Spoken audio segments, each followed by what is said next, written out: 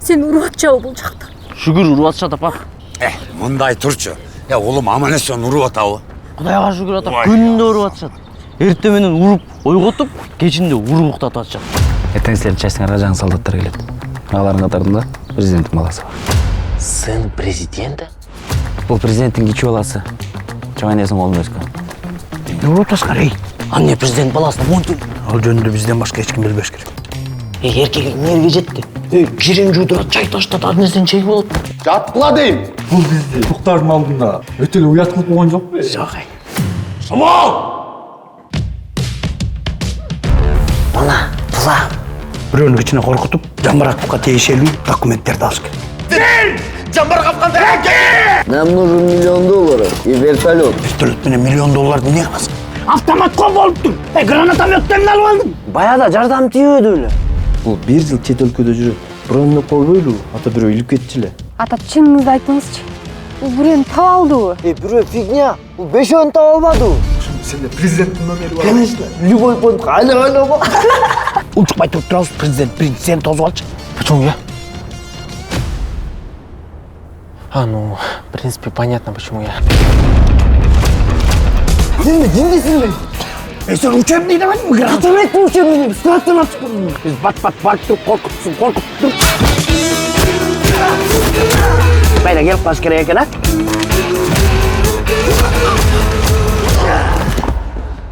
Oh ya!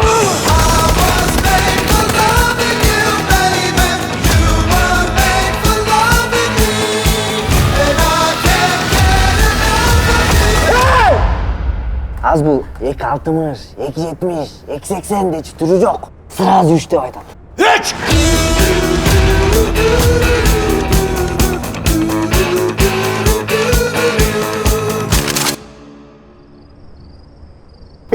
Пафос жетишпей калат жанагыңды айтып салчы.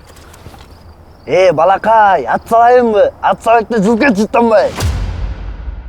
Асхат байке биринчи кирсейди дегенде мага кирсе экен да. Мына монда шутка эч ким жазбайт, только менин стилим, мен жазам. Биринчи частин финалы башкача болчу. Мен мына официант болуп иштеп атам, азыр призовым келатат. Сен ошол кинону көрүп барам деди да. Мамлекет тарабынан колдонулуп, жана тартылган документальный кинолорду КТРКдан бекер көрсөтсө дагы көрбөйт эч ким. Мен келгенде айтып берөрчүмүн. Армияда мында алсана, онда алчы деп эле. Президенттин баласы келет армияга. Кандай болот? Кечинде кантип сабач элесилерди? Аякта мисалы стрельный машина жок, аяктан колго жуйсуң. Актерлук менен жанбай калбайт точно. Сценарийде, короче, биринчи, экинчисинде мен көп деле күлгөн эмесмин. 10 жылдык эки тасмасын тартканда аябай көп акча киргизип жүргөнбүз. 3 эле же 4 эле сентябрдын согуш башталып кетип атканда. Акчасы эчтекеси чыкпай калды почти. Аялым үйгө келди дегенде $40,000 менен жашты. Карыз менен башталган жашоом. Палчан биринчиси полный карызга тартылган кино. Дальше эмне болорун билбейм. Кирбейт анан бир моментте зал кой берди өзүнчү мындай.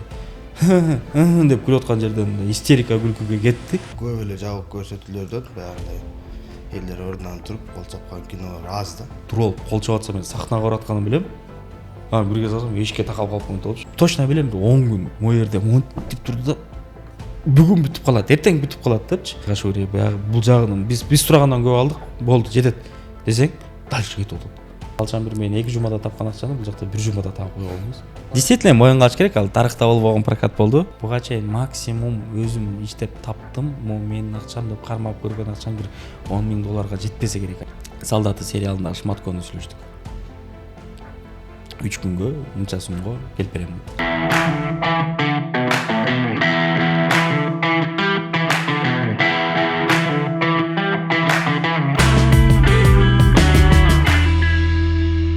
Салам достор, бүгүн негизи Кыргызстанда көптөгөн кинолор тартылат. Анан тартылгандан кийин эң мыктыларынын экинчиси чыгат да. Бирок бул тасманы Кудайым буйрса, жакында уже 3-чү бөлүгү чыгып атат. Барыңыздар эле белгилүү болгондой, сонун тизерин көрдүк. Бул Палчан 3 тасмасы. Мына ошол тасма туурасында бүгүн сөз кылабыз. Өтө мындай патриоттуулукту жана ошондой эле кыргыздын аскерлери жөнүндө мыкты тартылган тасма, мыкты комедия. Мына ошол тасманын бүгүн бизде жаратуучулары, актерлору, конокто кош келиңиздер. Кандайсыздар? Assalamu alaikum. Бул жигиттерди баарыбыз эле тааныйбыз. Тааныбайт бизди. Тааныбайбы сен? Койгон. Сен мындай да бизди биринчи көргөндө сени каяктан көрдүм эле деп мынтип жарым саат кыйналып туруп бирөө короче деп басып кетет да. Жана телевизордон көргөм да. Мындай Кайсы кино тартылган эле? экрандан алыстагандан бери тааныбай калышкан. Анда ошол Палчан деген тасманын ээси, продюсери, эң главный шеф Элдос мырза. Акчаны мен санайм. Акча жөнүндө бияк менен сүйлөшөбүз буюрса. Ошондой эле Палчан тасмада менин оюмча ошол Палчанда бир жылдыздын жанында окшойт бул тасмада.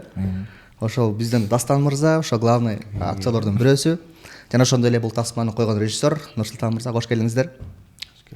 Менин оюмча алдыда буюрса 1 сааттын тегерегинде өтө кызыктуу бир маек кылабыз. Толтура ушак кылгансыңар кино жөнүндө. Элдос байке негизи бүгүн бар жогун айтып берем деп келди, анда эмесе сөздү биринчи сизге. Кинону полный айтып бере салган. Эртеси чыкканда эч кимге кызык эмес да кой. Конечно, Палчан бул өтө кызыктуу, өтө өзгөчө проект болот, потому что биз кыдалай эле кино тарттык, бирок Палчанда болгон окуялар, Палчанда болгон атмосфера, Палчанда болгон тамашалары деги эле бүт шарттар бир да площадкада айта алмайт. Ошон үчүн Палчан дегенде бүгүн өзүбүз келип төкпө чачып айтып беребиз дедик. Анан билбейм элге канчалык деңгээлде кызык болор экен, бирок 3-чү бөлүгү буюрса мына күн санап экрандарга чыккан атат.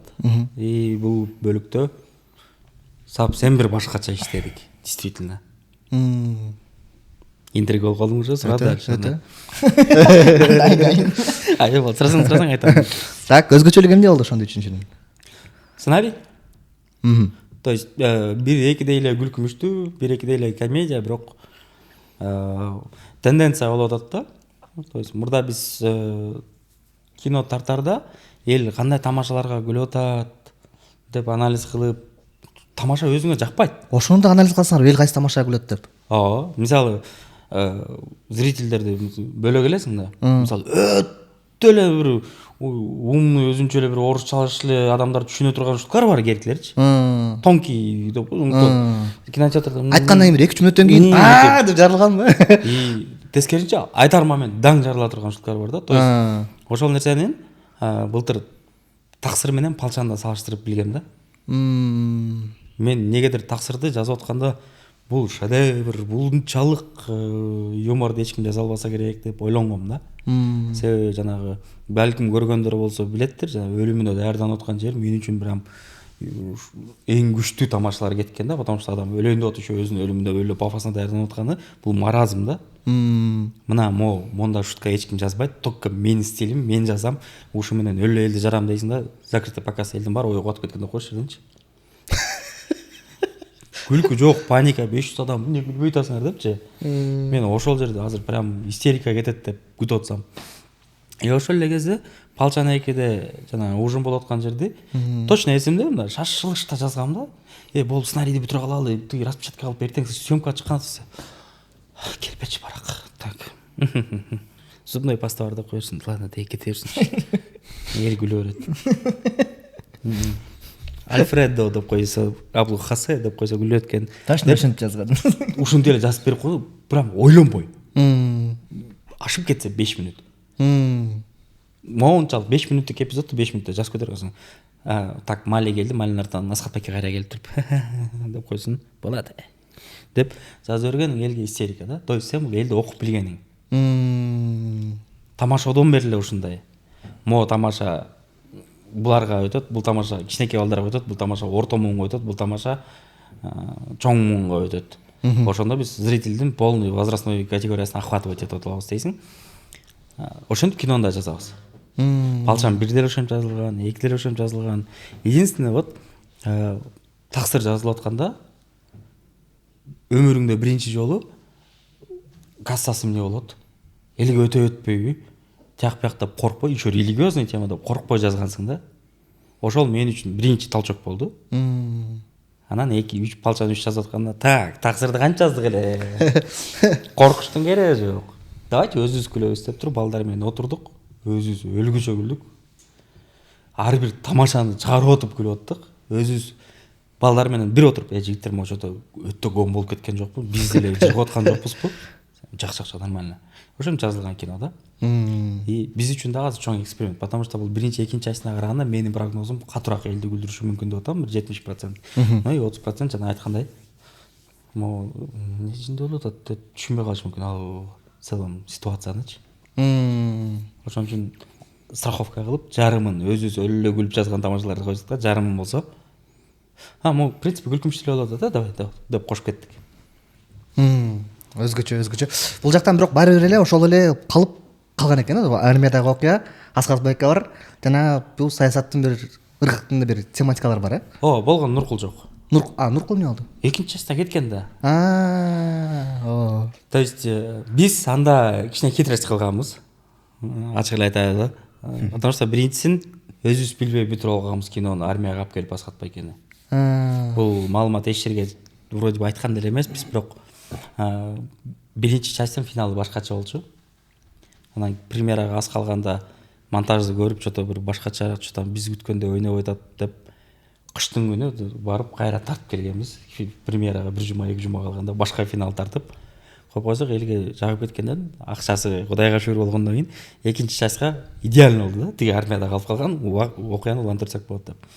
Үчүнчү частта болсо, экинчи частта болсо уже примерно 3 болот же болбойт деген турду вопрос.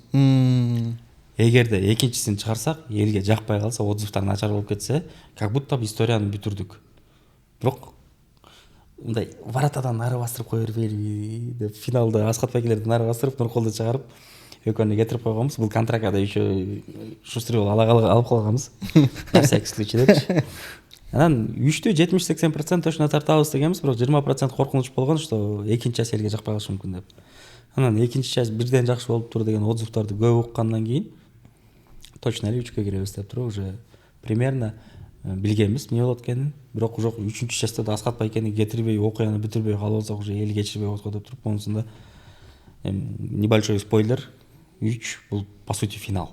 Эң Дастан мырза, сиз бул негизи балчан тасмада чындыгында жана бага жогоруда айткандай, сиздин жылдызыңыз жанда окшойт да. Бул балчан тасмасынан кийин эң биринчиде кадимкидей сөз болгон, жаңы жүз, жаңы образ, жаңы бир башкача бир характер депчи. Ушул туурасында негизи балчанга келгениңизден баштап айтып берсеңиз, кандай келип калдыңыз, эмне болдуңуз, образыңыз туурасында?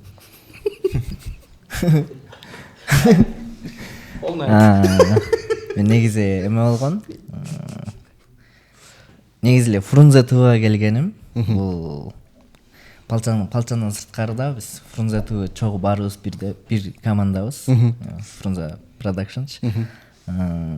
Тамошодон кийин эле бир Байкуш деген сериал тартылган. Ошол жака келип чогуу жардам берип атып эле. Анда мен армияга кеткем. Өзүңүз армияга барып иштеттиңиз. Анан армиядан келип кайра сериалдарды, кинолор тарта баштадык. Мен да как раз карантин убагында өткөм, кино тартыла элек кезинде. Андан келгенден баштап кайра тартыла баштады.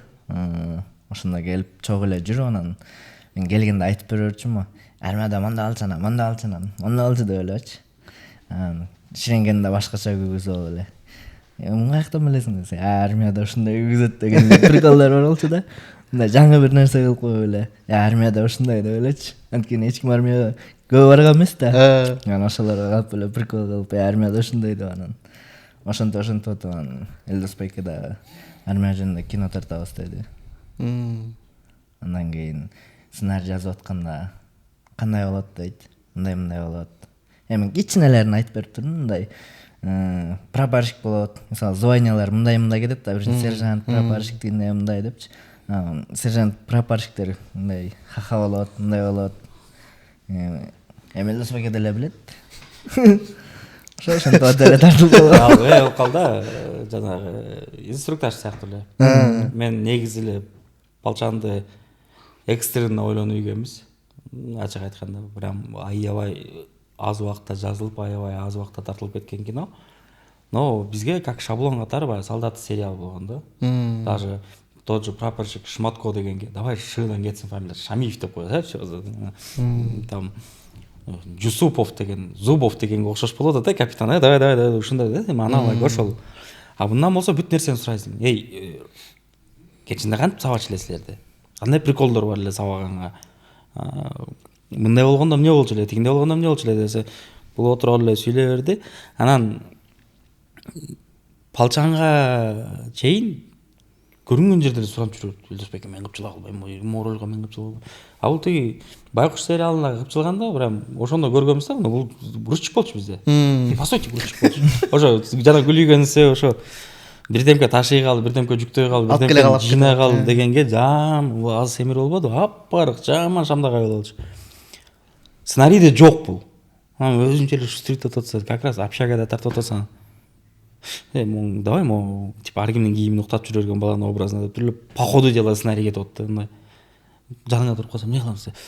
Тетиги эшикти ачып туруп, тигин костюмун сурап кайра чыгып кетип калган.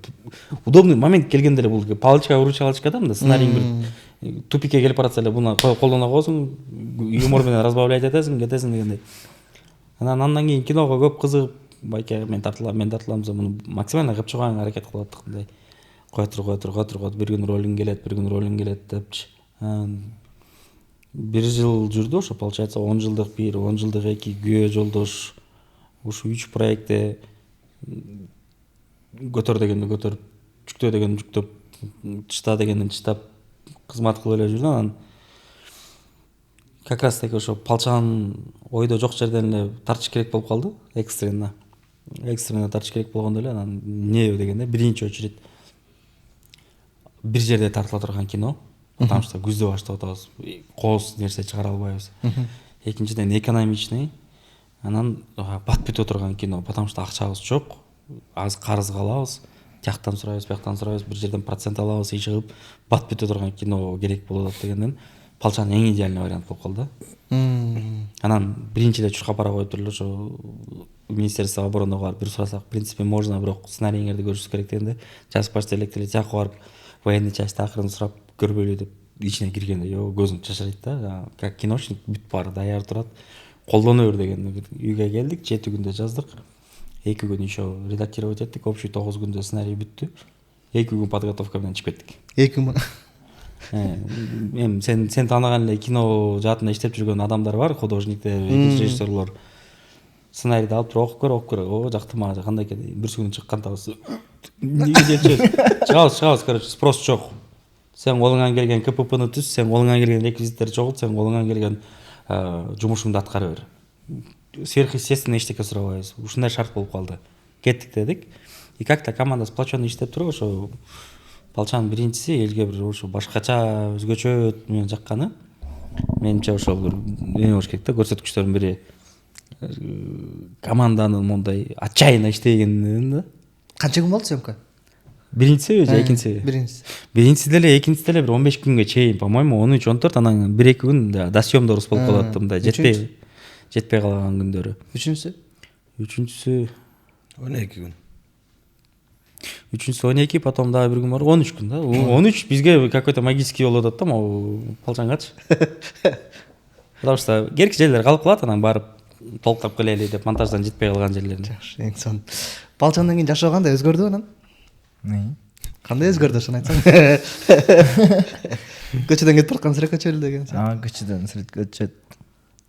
Бар таанып. Жакшы эле бар. Негизи дастан жашоодо өлө мындай шайыр жүргөн тамаша экен, азыр болсо мынтип. Сүрдө болот. Ошо бир аз болот окшойт. Кенен келсе айта бер. Кандай болду? Палчанга тартылдың, эртеси эмне болду? Туугандар эмне деди? Ролуңду көрдүң, образыңды көрдүң? Дайрек 99+ болуп кетти дейсиң. МКС пайыз бир пост чыгарып аткан. Мында түшкөн кыздар сүрөттөрүн жөнөтөт атат мынтип. Дастан Байке. Дагы андан кийин дагы башка тасмаларга тартып жүргөнсүң вроде ба? Андан кийин каникулга тартылдым. Байкуш 3-кө. Палчанга. Кошбойго эпизодко тартылгам. Каникулдагы бир эпизоддун өтө өткөн да.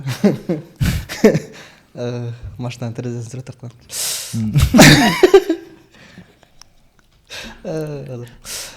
Рустам мырза, кинонун режиссурасы жөнүндө бир аз сөз кылалы. Чындыгында бул тасманын биринчиси, экинчиси, үчүнчүсүнө келип аткандыгы эң режиссурандагы аябаганда чоң салымы бар. Анткени элдерди сиз дагы көп байкайм, кино башталгандан аяна чейин мындай динамика түшпөйт да. мына элдерде постоянно мындай динамика менен кармап турасыңар да. Мисалы бул жакта дагы кандай, мисалы ким Элдос Байке айтты, сценарийде өзгөчөлүк бар, режиссурда дагы кандай өзгөчөлүктөрдү коштуңуздар, кандай кылып тарттыңыздар?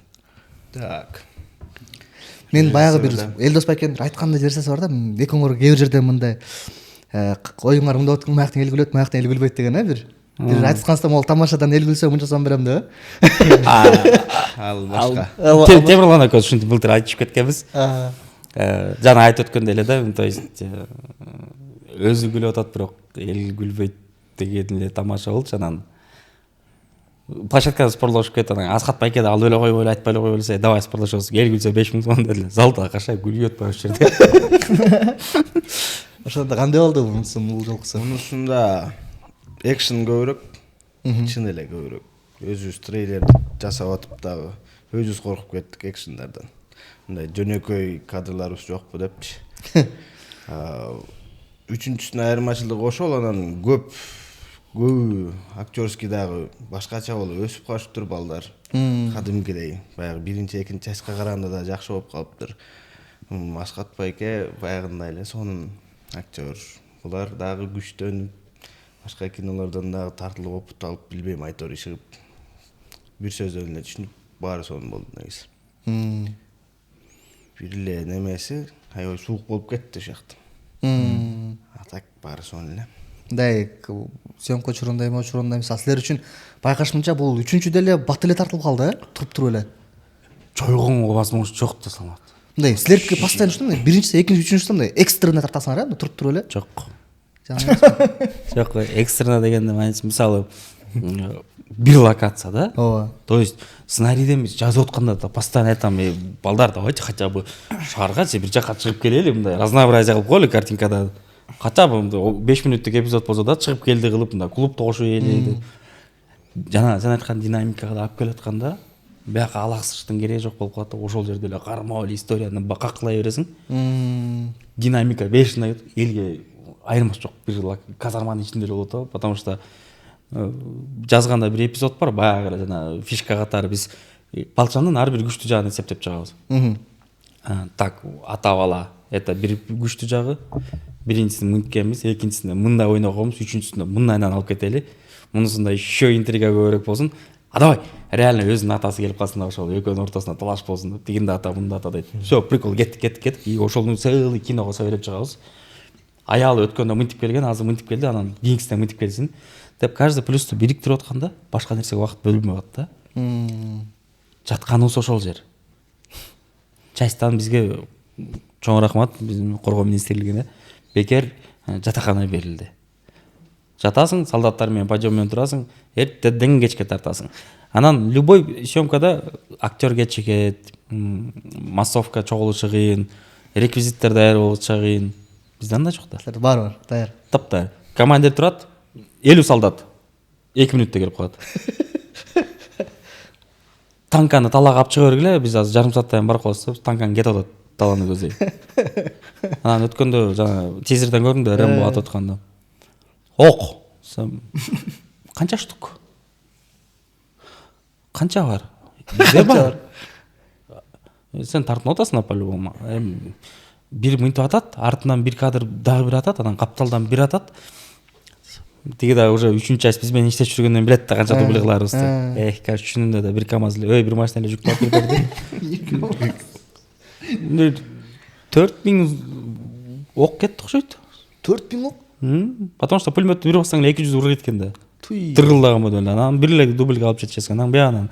Итог кинону экстренно деген и экономично деген бул кинонун күнөөсү эмес экен да. Балчандын именно, потому что биз Балчанга чыгып атканда курортко кетип аткандай эле болобуз да.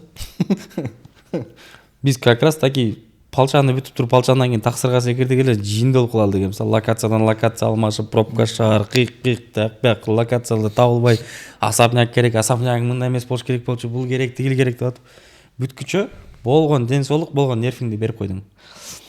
Ошол жерден тактап коеюн. Асхат Байке жанагы пулемет атып аткан жерде чыныгы боевой октор ататтыңарбы? Чыныгы боевой негизи. Боевой, бирок эч ким өлгөн жок да. Ошону айтып болуп. Эч ким эчтеке болгон жок. Ойлогом холостой октормен же боевой кетти. Жок, конечно, холостой. Но холостой дегенде ал атайын армейский холостой, мындай муляж холостой эмес, мындай киношный эмес. То есть биз каскадерлорду алып келдик, экөөнүн огун салыштырып көрдүк. Каскадерлорго да на всякий случай тигилердин окторуна доверие жок болуп атат, силерди ала келгилечи деп туруп Калашниковдон алып келсе, алардыкы жөн эле экен да, кичинекей эле бир башында эчтеке эле жок экен, просто воздухту найдырат экен, пуф деп эле. Ооба. А тигилердикине пластмасса уштукуй, и ошол бир 2 метр 3 метрге атат экен. Жарылганда осколок тиет экен. Тигене бир көгөртө коет же атыштыра коет, но өлтүрбөйт. Единственный көз-пөскө тийбесе эле болду деп. Анан күлкүмүштүүсү Асхат байкени бир нарыраак алып барып, эч кимди өлтүрө албай, атып көр деп бир атып көргөндөн кийин биягын алышты, операторлор биягын алышты, анан прямой, мондай прямой кадр керек. Пулемет момнойнан атып аткан оператор тартпайын деп. Нур стерип, камераны көтөрүп алып келип маңнайга коюп туруп мондай. Койсом, тигит отуруп алган жака барып, тартпайм мен депчи. Өлбөйсүң мына биз тире турабыз го. Жок деди. Нур спасып алып, давай, ата берсиң братан деп атып атат. Расстояние 2 метр. Тиги жактан бир демкелер чачырып атат. Алдык, мощный, эпичный кадр чыкты. Единственное, жана чогун алганга жетишпей калат экен, мындай От чыккан. Күлдү от чыкпайт экен, мындай үзүп чыгат. Как будто монтаждан эптеп-септеп кошуп койгондой көрүнөт экен, хотя болбосо жүрөгүң түшүп отурасың ошол жердечи. То есть Палчан бул любой продюсердин мындай идеальный түшүү деп койсо, идеальный сон деп коебу или эмне, ошондой да кийим бекер, реквизиттер бекер, массовка бекер, Локация даяр. Локация бекер. Ал жерге кетирсең максимум актерлордун гонорарына, команданын гонорарына кетиресиң. Тамак бекер. Жок. Тамак делесиң. Тамак салыштырмалуу. Ята да кой. Жок, салыштырмалуу ал деле почти бекер деп койсо болот да, потому что офицерский столовой бар. Ал жерде мисалы бир адам бир порция тамак, там пирожный, майда жүдөлөрдүн баарын алып, там компот, сампоттары, бир салат, малаттарды алып бир отурганда бир 250 сом эле чыгат да. Ну условно. Площадкада карасаң, жана кафеде отуруп тамак ичебиз. Офицерский, типа кафе. Отуруп адамдардын жеп аткан тамагын көрсөң, ичиңе мындай көңүлүң жылыйт да, мен команданы мощно багып атам дейсиң да. Анан баары алып бүткөндөн кийин эже канча болду биздикиде санасаң, бир 7000 сом, 8000 сом, 10000 сомго чейин болот да. То есть биз башка площадкада 10000 сомго пластмасса порция тамак шырылдаган. Ошону жейбиз 30 адам, там 200 чем-то сомдон порциясы плюс суупу, майда чөтөсү менен келсе. Жакта 10000 сомго жылуу жерде жумшак бир эмес дпсы менен, торт менен. Ал съемка башталгандан биринчи күндөн 5-7 күндөргө чейин билинбейт. Анан акча азайып баштаганда, ким торт алып атат буяка? Мен жеп эле койдум. Могу токтун бутун коштурбай жөн жебейсиң деп уруш баштайсың да. Акча азайып күндөн күнгө кемип бараткан уже проект аягына барып табысы жетип калса экен деп атканда. Давайте, короче, мына ач көзөнбөй бирден эле тамак алгыла деп. Анан башында өзүмдүн өлүмүн тиги эже да жакшы тааныш эже. Сен балдарың нитр алып кетишти, анан тиги алып кетти, энергетик алышты, анан кола-мола тияктарды мунун баарын ушул жерден алып атышат деп калайын. Мейли деп коесуң бир жума. Баягы анын продюсер мейилдегенин тигилер ала берет. Там экисиндер ошол жерден алып кете берет, тияктан бияктан. Тамак жей кечки, ужин боло элек. Мен опять-таки ошо төлөп чыккам. Ужинге келгендер бир 4000-5000 сом чогулуп калат да. Не болуп десең, мынча бутылка энергетик, мынча бутылка суу, мынча бутылка чай, анан мынча штук тамеки. Анан бирөө келип отдельно өзүнчө бир жеп кетти депчи, бош болгондор жеп, анан уже нерв баштайсың. Ал жагы деле жакшы. Жакшы. То есть Палчанды настолько бүтүрүп атканыбызга өкүнүп атабыз да. Потому что, блин, ага чейин да биз жай менен 2 кино тарттык да. Айылда эле жыргап, сонун эле бир 2 абышканы ары чукат, бери чукат тартып келген кинобуз Палчандан кымбатка да чыгып кетти, и процесси сложныйраак да болду да. Дастан мырза, сиз жардам берип эле Элдос мырза айткандай бир нерсени көтөрүшүп, кармашып жүрүп эле туруп кинонун баш каарманына айланып калдыңыз да. Анан аткаруу учурунда мындай кыйынчылыктар болгон жокпу? Кыйынчылыктар деле көп болгон жок, анткени башында мисалы сразу эле башка жака барып алсам, может кыйынчылыктар болуп калышы мүмкүн. Өзүмдүн байкелерим бар. Алар менен канчадан бери чогубуз, турсак деле, ойго болсок делечи. Ошондуктан мондай деп атам менин тилимди түшүнөт. өкүл атам болот. Ошон үчүн режиссер да мен тилимди түшүнөт. Таш мындай ойносоң дейт. Элдос байке келип таш мындай ойно дейт. Ошондо баарын үйрөттү мисалы. Буга чейин деле кино тартылганга чейин деле үйрөтчү. Алардын ойноп атканын көрдүңбү? Монтоп аткандарын көрдүңбү? Мындай кылып атканын көрдүңбү деп баардыгын үйрөтөчү. Эме балчанга тартылганга чейин эле. 10 жылдык эки көө жолдош тартып атканда делечи. Сеттерди мондай коюп атат, ушундай кой. Камераны деле мондай кылып атат. Ошо кинодо кандай процесс не болуп атса, кандай жүрүп атса, мисалы гримди деле мондай кылып атпайбы? Эми алды кыздардын деле универсал болупса бар жагын үйрөнүп турсуз да. Бар жагын үйрөтө берет, анткени тамакты калат дайды. Кетип барат. Серьезно айтып атам да. Жеңешең бүгүн жумуштан кеч келип тамак кылып койсоң болду. Аялыма караганда кесип коесуң экен. Аялыма караганда тамак кылдамдырак жасайт. Ушул жерде анонска чыгарасыз го. Алдына 2 сааттан ашыкты көрбөйт. Атай минутта кылып чыгарып койдуңуз.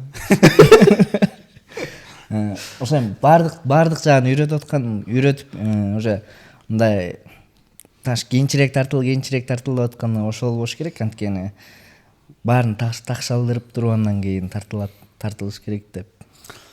Эң туура нерсе. Дегендей анан балким алардын баарын үйрөтпөй эле тартып алса, балким мындай болмок эмес деп. Бирок такшалып дегенде бул эчтекеси өзгөргөн жок да.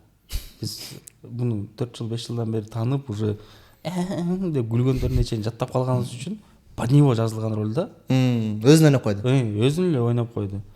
Анан эң таң калыштуусу ушундай экенин бүт барып билип эле жүрчү. Киношное окружение билип жүрчү. Биздин жаныбыздан көрүп калат. Ар кайсы площадкаларда жүрүп калганда келгенде кадимкидей көп адамдан укчу момун жиндиби деп кетип калышты. Потому что бул мындай маанай ачык, эл менен тамашалашып, сени өмүрүндө биринчи жолу көрүп атат, бирок бирдемке сен тамашалап жооп берип коет да, сен ал тамашасын түшүнүш үчүн да 2 мүнөт ойлонуп деп. Ошондой кылып туруп балжан биринчиси чыкты дегенден кийин эшикте закрытый показдан кийин талап атышат буну. Жылдыз.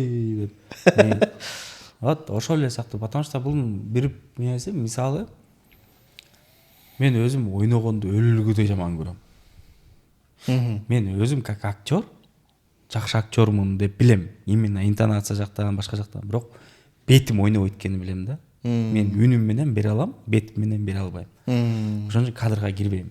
Анан азыр момун жагада өзүнчө кыйын болуп атат. Балчанда жүрбөй дей турган болсо, чисто случайно. Инибиз тартылып аткан болчу, ошол күнү тартылып аткан учурда анан Бекжан Темирхан инибиз каза болуп калганда ошондо дос болчу эле, байке биз кетишибиз керек болуп калыптыр, күтүп алып кеткенбиз деп актерсыз кетип калган айла жок ойноп калгансың да. Мен өлгүдөй жаман көрөм. Бирок башка актерду отуруп жазып, мисалы сен менен бир 5 саат отуруп сүйлөшүп же бир күн кечке сүйлөшүп жүрүп көрүп так привычкаларыңды байкап алсаң, сага жазыш мага кызыгыраак да. Отуруп Саламаттын чачы мындайраак болгон үчүн өзүн үйшөп мындайраак образ менен мынтип алып жүрсө, анан муну сүйлөгөн буга көбүрөөк жарашат экен. Диалогтор буга мындай отурат, мимика мындай отурат депчи. А муну жаттап бүткөм да. Ар бир диалог ушундай. Аскат Байкенде ушундай жаттап болду азыр. Кадимки. Аскат Байкенин чыйлаган үнүнө чейин элестетип жазабыз да. Амин десе, тиги амин. Жо Аскат Байкен. Амин деп айтышыбыз керек.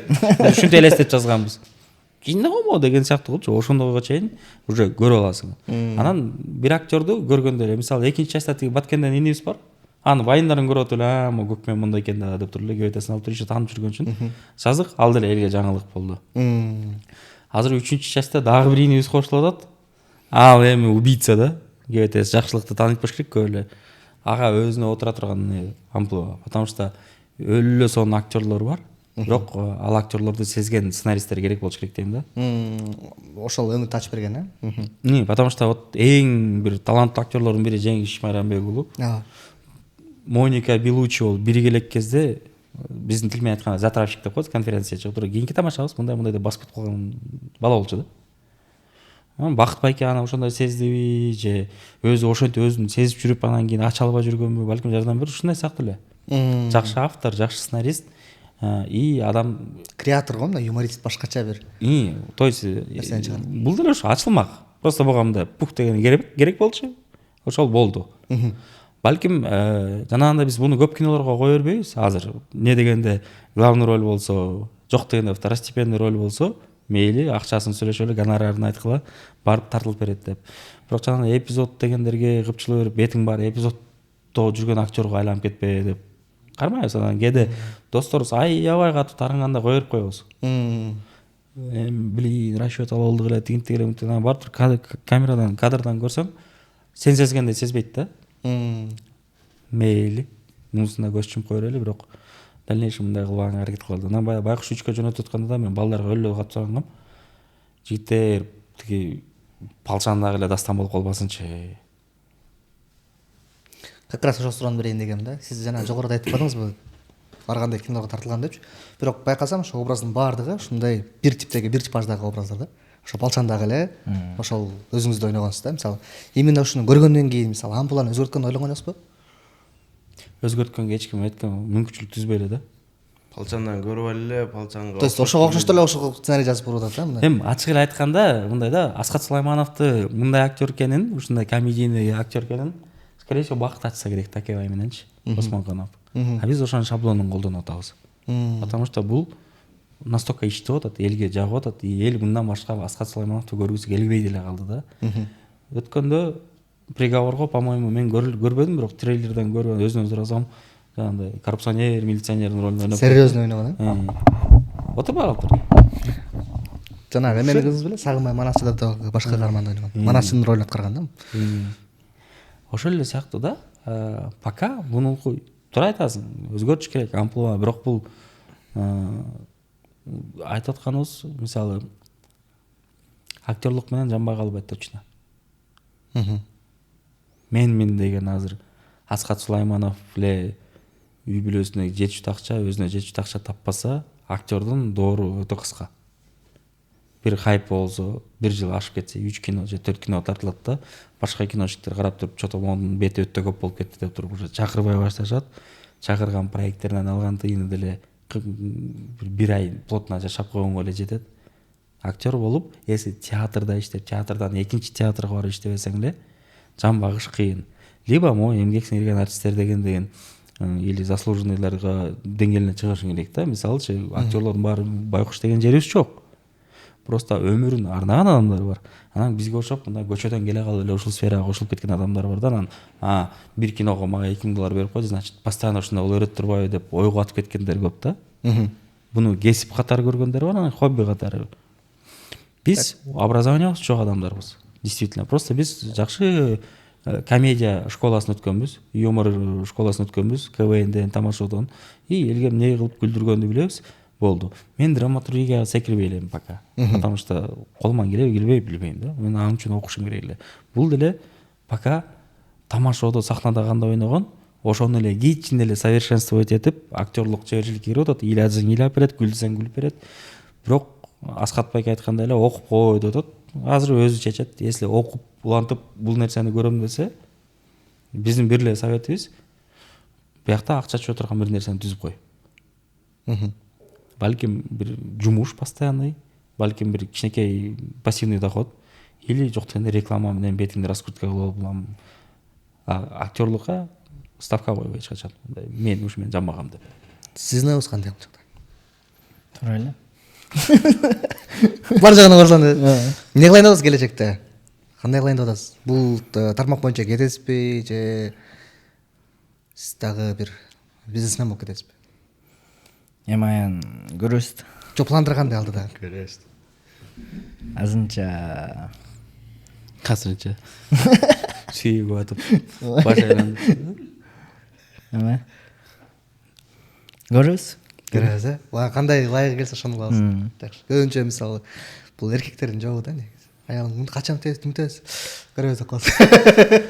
Посмотрим. Жок, эми мунуку азыр оправдание бар, потому что биздин колубузда апасы чыдап кеткен бизге. Эми чыдап кетти дегенде, наоборот алып калганбыз апасынан. Өзү ыйлактап, байке мен апам Россияга келди атат, алып калыңыз деп деген апасы менен 4 саат сүйлөшүп алып калганбыз. И жоопкерчилик полностью моюнда. И пока ойлонгон, пландарды түзгөн, анан страховка кылган байкелер болгондон кийин пускай жер калсын. Потому что бизде возможность кичине азыраак болуп калды. Өзүбүздүн доорубузду сүрдүк жакшы эле. үй бүлө бала чакалуу болгуча кутурчусун кутурдук, ойночусун ойнодук. И именно ошол моментте параллельно акча табыш керек деп чуркап калганыбыз менен какой-то бир 40-50% убактыбызды жок дегенде жоготконбуз да. Пока примерно мен өзү билбесе да мен түшүндүрөм. Таптап берген жол менен акырын аркаңыздан келе экенсиз. Дас так мо жумушту кылып, мону карап, тет жерде мынча тыйын түшөт, ошо тыйынды алып пока кыла бер деген, потому что жоопкерчилик бар бизде. Как минимум бар. Жок дегенде экөөбүз бир тууган болбосок дагы же бир атанын балдары же бир эненин балдары болбосок дагы уже канча 4 жыл бирге жашап жүрөбүзбү? 4 жылдан бери бир үйдө жашайбыз. Бир тууган эле калсаңар да ошо. Мен квартира издеп башка жака көчүп атканда дагы лишний бир спальныйсын мен карайм. Дастан бар да, отдельный бир комната керек буга депчи. То есть бул нерсени пока биз напрягать этпейбиз. Бүгүн как раз подкастка келип атканда бир кичинекей ойлонуп кой дедик. Өзүң лично, может, балким биз ойлонгон нерсе сага жакпай калат деп. Пока жагат. Жакшы, келе кайра Балчан тасмасына кайра кайтып келели. Нурстан мырза, негизи буга чейинки Фрунзе ТВнын проектлеринен салыштырып келгенде, менин оюмча бул Балчан тасмасы өзгөчө феномен болду, то есть элге жанагы жогоруда айтылгандай бат тартылып, бат чыгарылса дагы, мисалы бат ишке ашса дагы, бирок эмнегедир элдердин өзгөчө бир сүймөнчүлүгүнө ээ болду. Анан сиздин оюңузча режиссер катары бул Балчан тасмасынын эң өзгөчө болгон то есть элге ушунчалык жаккан кабыл алган феномени эмне деп ойлойсуз? Феномени биринчи очередь бул башка тема го дейм биринчиден. Аскер темасы, патриоттук тема. Анан өткөндө бир ойлонуп көрдүм. Жалпы катуу чыккан комедиялардын арасында катарын толуктайт экен да. Ооба. Мен себеп дегенде көп эле жабык көрсөтүүлөрдөн баягындай элдер ордунан туруп кол чапкан кинолор аз да. Биз деле негизи башында коркконбуз. Кандай болот, эмне болот, мындай темада кирип атабыз деп анан ошондой элге жагып кетти. Бизде мисалы мен режиссер жалгыз эле эмесмин. Биз команда менен кеңешебиз. Мындай кылалы, мындай кылалы, сценаристтер кошулат, Элдос кошулат мисалы. Бул жагы мындай кылсакчы, кээде актерлор кошулуп келет. Чогуу Аскат Байке мындай кылбайлы, мындай кылбайлы деп биздики баягы командная работа десем туура болот го дейм. Ошонун менен плюсу ошондо менимче. Сиздин оюңузча. Анан мен байкасам, чындыгында мисалы мен деле ошол биринчисинде, экинчисинде дагы жалпы эл менен ошо ачылышында көрдүк. Анан көргөндөн кийин мындай ичимде кыргыздын армиясына болгон бир жылуу сезим калат экен да. Анан ошол мисалы Балчан тасмасынан кийин армияга баргандардын саны көбөйүптүрбү? Көбөйүптүр.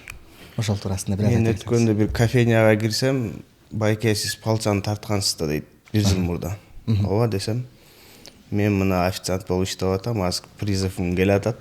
Сиз ошол кинону көрүп барам деди да. А негизи статистика көбөйүптүр. Канчага? Билбейм, бирок көбөйдү деген. Бир топ ал боюнча министерство менен да сүйлөшүүлөр болгондо, именно биз тартып аткан учурда жандай суицидтер көп болду. Именно биз тарткан частьта дагы бирөө болду. Өзүнө өзүн аты ийген балдар, травма алган балдар дегенде. Биз армия жөнүндө кино тартабыз дегенде жакта министерстводон көп жерине киришели деген дагы маселелер болгон. Кантип мурутчан жүрмөгө эле, кандай мындай анан болмок беле ушундай нерсе дегенге чейин танканы урдап чыгып кетип атышат, булар под трибунал кетиш керек деп. Ошондо өзүм жооп бергеним жаккан мага өзүмчү, билбейм, оюма биринчи келген Марска деле картошка отургузуп атпайбы тиги кинолордо депчи, эмнеге биякта болбосун деп. Биз силерге эгерде армияны жакшы жагынан көрсөтүүгө аракет кылсаңар, силердин военный конспектиңер болбош керек бул кино. Бул кинону элге чайнап бериш керекпиз. И чайнап бергенде мен бытовой зритель армияны билгеним ушул эле. Там кичинекей дедовщинаны көрсөтө албайсың же барбы жокпу билбейсиң. Анан комедия менен бербесең, негизи эле хмурый картинка чыгып калат. Силер мамлекет тарабынан колдонулуп, жана тартылган документальный киноңорду КТРКдан бекер көрсөтсө дагы көрбөйт эч ким. Кызык эмес, потому что биз силерге билет сатып алып, очередке туруп кире турган киного аракет кылып берип атабыз деп туруп өзүбүз билип эле биринчисин айтканда анан надзор коюп койду, карап тур деп. Каждый эпизодко келип эле эмнеге буягы мынтип койду, эмнеге жагы тигинтип койду. Байке жылтырыңызчы, пожалуйста, биз элестеткендей тартабыз деп сүйлөшкөнбүз деп до конца тырышып атып, өзүбүздүн позициябызды отстаивать эткенден чыккандан кийин эсимде министрге көрсөткөнүбүздө, анан министр менен биргеликте толтур адам көргөндө коргоо министрлигинин логотипин кошуп эле коюлушту. Не үчүн десе, что ассоциация мондай кокма менен болуп калат окшойбуз же тиги дегендейчи. Анда кинону чыгарып берели десем, да, өзүңөрчө чыгарып берем, Фрунзе продакшн деп чыгарып берели, там биздин логотипти, биздин эмени кошуп эле болот. Анан шак бир аз сынып калды. Что-то жакпай калды окшойт го деп кача күлүп отурушту. Анан закрытый показ даң дегенден кийин элдер там 1,5-2 мүнөт туруп кол чабып ышкырыктар болуп атканда жактан логотипти кайтып койсо болот. Кача биз алган эмеспиз. Алган эмеспиз, көрдүм да, аягында чогултпай жапшашына кайлады. Десем, рас кылыпсыңар депчи. То есть чоңдор келип 500 адам менен көргөн, анан кабинетинде эптеп деген проектор менен көргөн ощущенияны экөөнү алмаштырып отур да. Жактан көргөндөн эл жарылып атса, алар өздөрү көргөн кинодон кайра жарылып атып, жагып, анан 7,5 ай прокатта турду. Рейтингден биринчи орундан түшпөй көпкө. Анан биз ойлогон суммабыздан дагы бир топ көп чыкты. Канча чыкты? Аны айта албайм. Налог үйгөрөт силерди. Мен үчүн налогту кино түшүндөрдөн таза эч ким төлөбөсө керек. Тамашалап атасың, но эме экен десең. Ар бир кишинин билеттен налог алынат го. Тем более кино түшүндөр налогту 1-2 жол төлөшөт мен билишимче. Ар бир кинодон түшкөн доходдон төлөй бересиң да. Бир топ жакшы болду, бирок ага чейинки проблеманы укканда, анда деп каласың да. Жакшы болуптур, мындай ситуациядан соң чыгып кетсиңер депчи. Потому что эми жашырганда эмне, аны киношниктердин баары эле билет. Биз ошо биринчи тасмабыз 10 жылдык, экинчиси күйөө жолдош болуп, экөө менен жакшы эле келатып, тапкан пайдабызды чөнтөгүбүзгө жаратып, ары бери кылып, анан дальнейший проекттерге деп жүрүп, 10 жылдык эки тасмасын тартканда аябай көп акча киргизип жүргөнбүз. Канча кирип кетти? $70,000. 10 жылдык экиге $70,000 кирди эле. Футбол, эки камера менен массовка, ызычуу, там ысыкта какырган, анан тамак күндө 200 адамды бакмай, анан тияка чыкмай, бияка чыкмай. Актерлордун саны еще биринчисине тартылгандан экинчисине кичине бааларын көтөрүшүп баары барасы аябай көп болгон. Мен ошол кезде эмнегедир 50гө бүтөт деп түшүнүп алгам да. Ашып кетсе 50гө бүтөт деп. Бирок түшүнүш үчүн азыр 50гө бир орточо кино тартылып атат, ал кезде 50гө блокбастер тартылгансың да. 50гө бүтөт деген ой менен закладывать этип коюп, 50гө бүтпөй калып $20,000 карыз ала коюп, кино чыгат, бер комда деп. Анан кино бүттү, 31 август чыгардык, биринчи күн сонун башталды, экинчи күн жакшы эле кетип атат. Мен расчет менен кино бүтүп прокатка чыккандан 20 күндөн кийин кичине акча түшө баштаган кезде как раз ошол акчаны туруп свадьбама берем деп 20 сентябрга свадьбамды коем. Катаңкыр. Үйдөгүлөргө өзүнчө кыйын, короче, мен өзүм полный жабам, силер конок болуп келесиңер деп. Аяшпалар көтөрүп келген кошумча силердики алып кетип деп мен өзүмдү жаап коем ресторанда деп. Келсе алгансың. Анан 3 эле же 4 эле сентябрдын согуш башталып кетти Баткенде. Элдин баары паникада. Кинотеатрлар полный эле пустой. Элдин баары Рахмон террорист, анан жанагы солдаттардын репостторун киргизишип, жана информационный война болуп атат. Тигилер бизге нападать этти деп. 1 сантиметр жерибизди өрбөйбүз деп. Мен үйдө отурам паникада. Йоп, не кылам эми деп. Мындай Инстаграмга киного барып койгула, биздин 10 жылдык эки жүрүп атты эле десең, эл атып кетчүдөй болуп атат да. Но и ситуацияны көрүп да эчтеке дей албайсың да, буйрук экен. Акчабыз эчтекеси чыкпай калды почти. Акчаны ала албай, свадьбам коюлуп калган, уже конок болмой айтылган. Анан свадьбага бир күн калганда тияктан бияктан сурап атып да $1,5 миллион сом таап, карыз кап, свадьбаны полностью жаап, аялым үйгө келди дегенде $40,000 менен карыз менен башталган жашоо. Үй бүлөлүк. өзүң пландарың бар, Турцияга барып эс алып келебиз, мидой месяц кылабыз, ана дегендер. Үйдө отур. Мен кеттим деп туруп, ушу свадьбадан кийин эле чыгып кетип эле бир суточный квартира снимать эткенбиз. Ошол жерде сценарий жазып отурдук. Бат жазып, бат чыгып, тартып 10 жылдык, Палчанын биринчиси полный карызга тартылган кино. Потому что биринчи съемочный күнүбүздү билем, Азия Молдун жанында офисти тартып атканыбызда мен площадкага 200 000 сом көтөрүп келгем. 200 000 сомдун 50 000 сомун бир бала алып кетмек. 50 000 сомун дагы бир алып кетмек. 100 000 сом бүгүнкү тамагыбыз баскан тургандан офис майдаш расходтор менен бүтмөк да. Дальше эмне болорун билбейм. Акча каяктан чыгат, кантип чыгат? Баштайбыз дегенбиз. А мен оюмда эптеп-чептеп, чачка кирип кетсек экен, чачка киргенде расходтор азаят деген ой менен баштай берип 200 анан кийин дагы бир тааныш байке менен барып, байке 350 000 сом берип туруңуз, 2-3 күнгө эле демиш болуп эле алдап туруп кеттим да, ага бериш үчүн бирөөдөн сурап, ушунда шапка бири-бирине кийине башталды. И в итоге кино бүтүп прокатка чыга элекпиз, но уже где-то $70 000 ашканбыз уже. Анан дальше чогулат. Анын арасында процент алынган жерлери бар, процентин беришиң керек. Бул тигил походу дела квартплатаң төлөп турушуң керек. Тамак алып келишиң керек, үйгө майда чүйдө тияк-бияк болуп атып, прокатка чыккача эле почти $100 000 ачып кетти.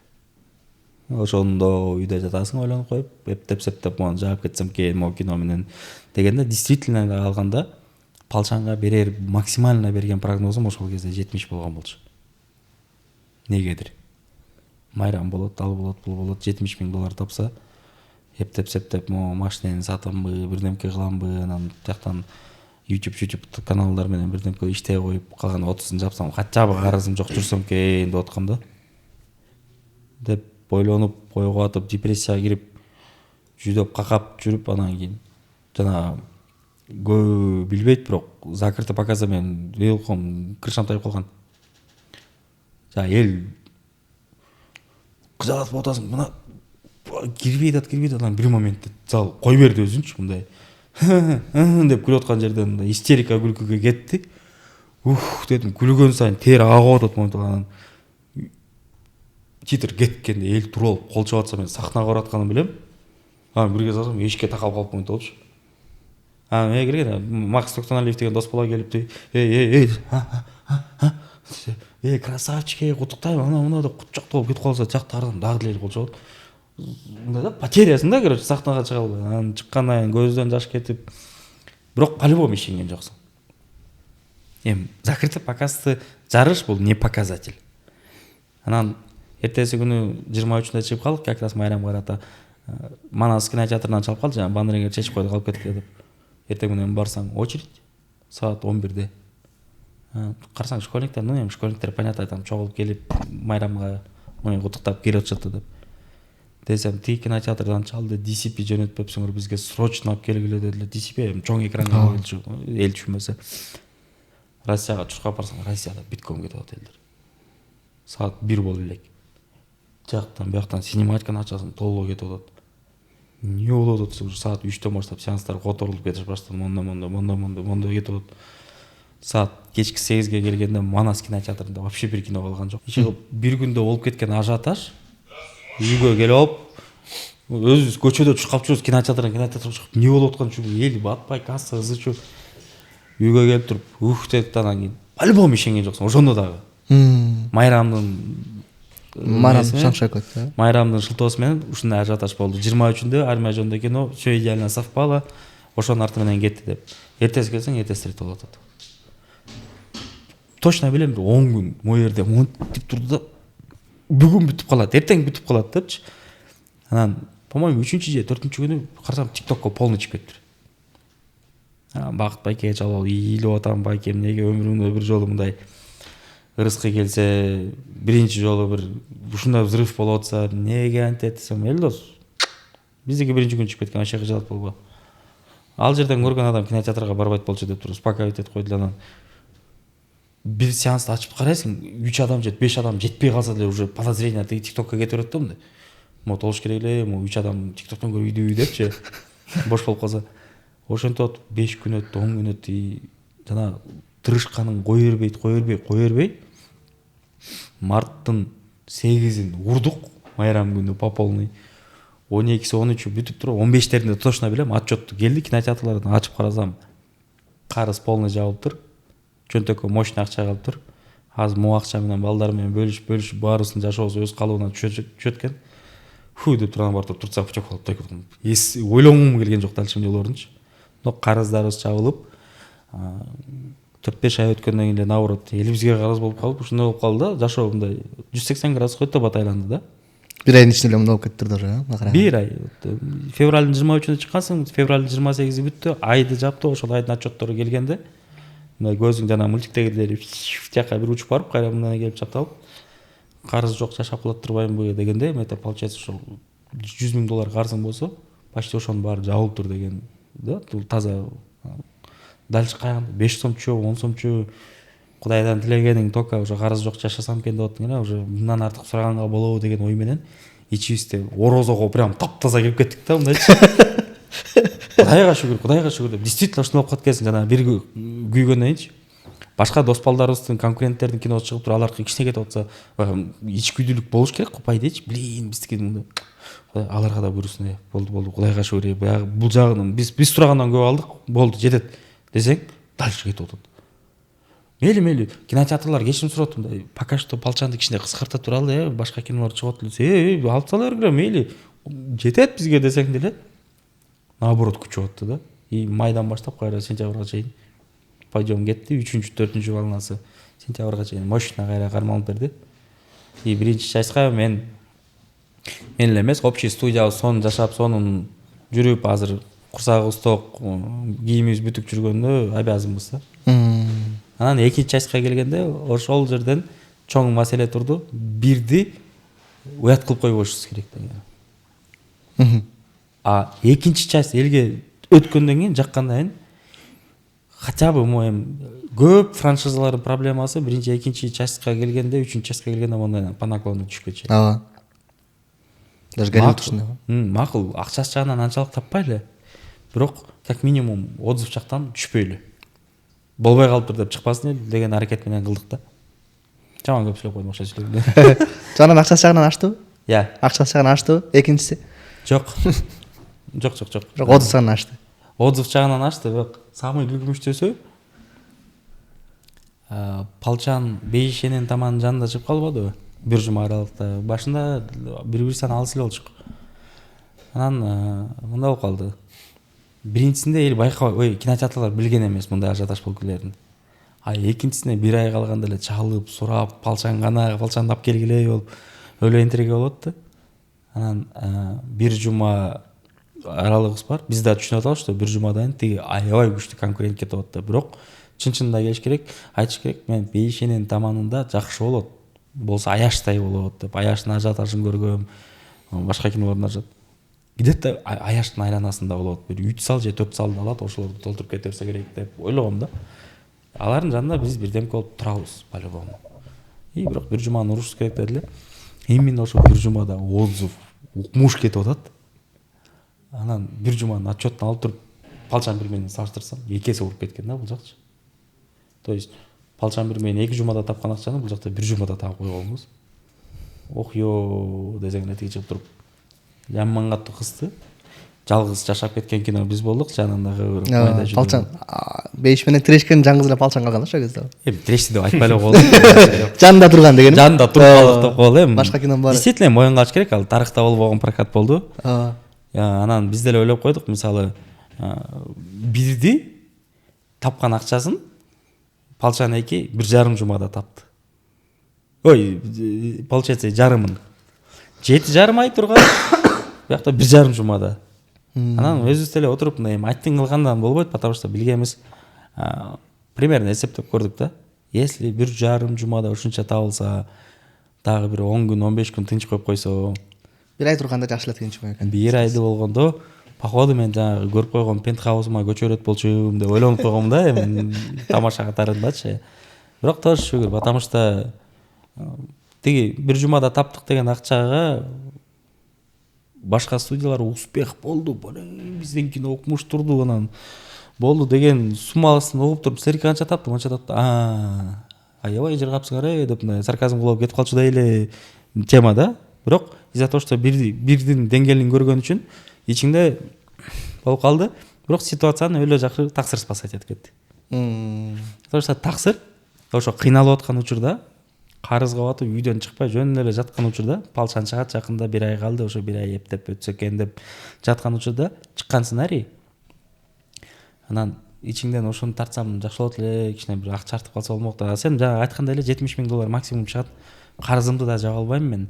Еще балдарга да бирдемке беришим керек. Алардын деле баскан турганы бар. Анан того, если $20,000 хотя бы балдар мегиле деп бөлүп берип турсам, $50,000 каршы жаап турсам, жарым жаап срочныйларды жаап турсам хотя бы деп ойлонуп жүргөндө каякта таксыр тартам дейсиң да. Анан таксырдыкы ушун бага ачылып кетти, жакта акча да көп болуп калды, карыздар да жабылып калды. Анан тартат экенбиз деп тарткандан кийин аябай көп акча салганбыз ал киного, бирок ичиңде не этмей болду. Так, $75,000 кетиптир, бир $50,000 актап берсе, 25 күйүп кете берсин. Бияктан биз күткөн суммадан көп болду деп туруп тартсаң, ал укмуш кетип атпайбы. Ал кинону өзүбүздүн кино тынчытты да, Палчанчы. 2 ай туруп тырышып келиптир, анан мынтип 23-нда кипиш болуп атса, бүтүп карасаң, таксырдын сеанстары турат. Кинотеатрга таксыр турат го, сен алгыла сеанстарды, Палчанга бергиле срочно, Палчан бүгүн уруш керек. Сен турасың, жо деп отуп өзүбүз алдырдык да, 2 айдан кийинчи. И таксырдан көргөн пайда мындайча айтканда тигинин недочетторун жаап кетти. Эң сонун баракелде. Эми ар бир негизи чыныгында көп эле мисалы мындай пайда тапкан, көп эле бир кассадан кандайдыр бир ийгиликти жараткан именно ошо кино тармагындагылар менен көп маек кылып келсең эле, сөзсүз түрдө алар ага чейин бир чоң ушундай бир минусту, чоң ушундай бир кассовый разрывды же болбосо киносун көрбөй калган же карыз кирип кеткен, ушунун аркасынан келип анан бир жакшы бир жыйынтыгара келет экен да, муну көрсөчү. Ошол жакшы. Ооба. Ошол жакшы, потому что мисалы көпчүлүк адамдарга айтам, бүт дос болуп, биз ушундай тенденция бар экен. Биринчи чыккан кинолору ар бир студияныкы атып атат, жакшы болуп атат. Биздики деле жакын жүргөн достордун баарыныкы кийин провал болуп атат да. Ошо провалды бир көргөндөн кийин тигинин да анасы, потому что мен өзүм көргөн үчүн чуркап жүрөм. Мага эмне дейм да? Тиги ажамалда дос балдарга, жигиттер, акчаңарды монтип коп койгула, каткыла, жейилип кетет азыр. Анан киного келгенде дагы карап сурап каласың, мындай болот, тигиндей болот.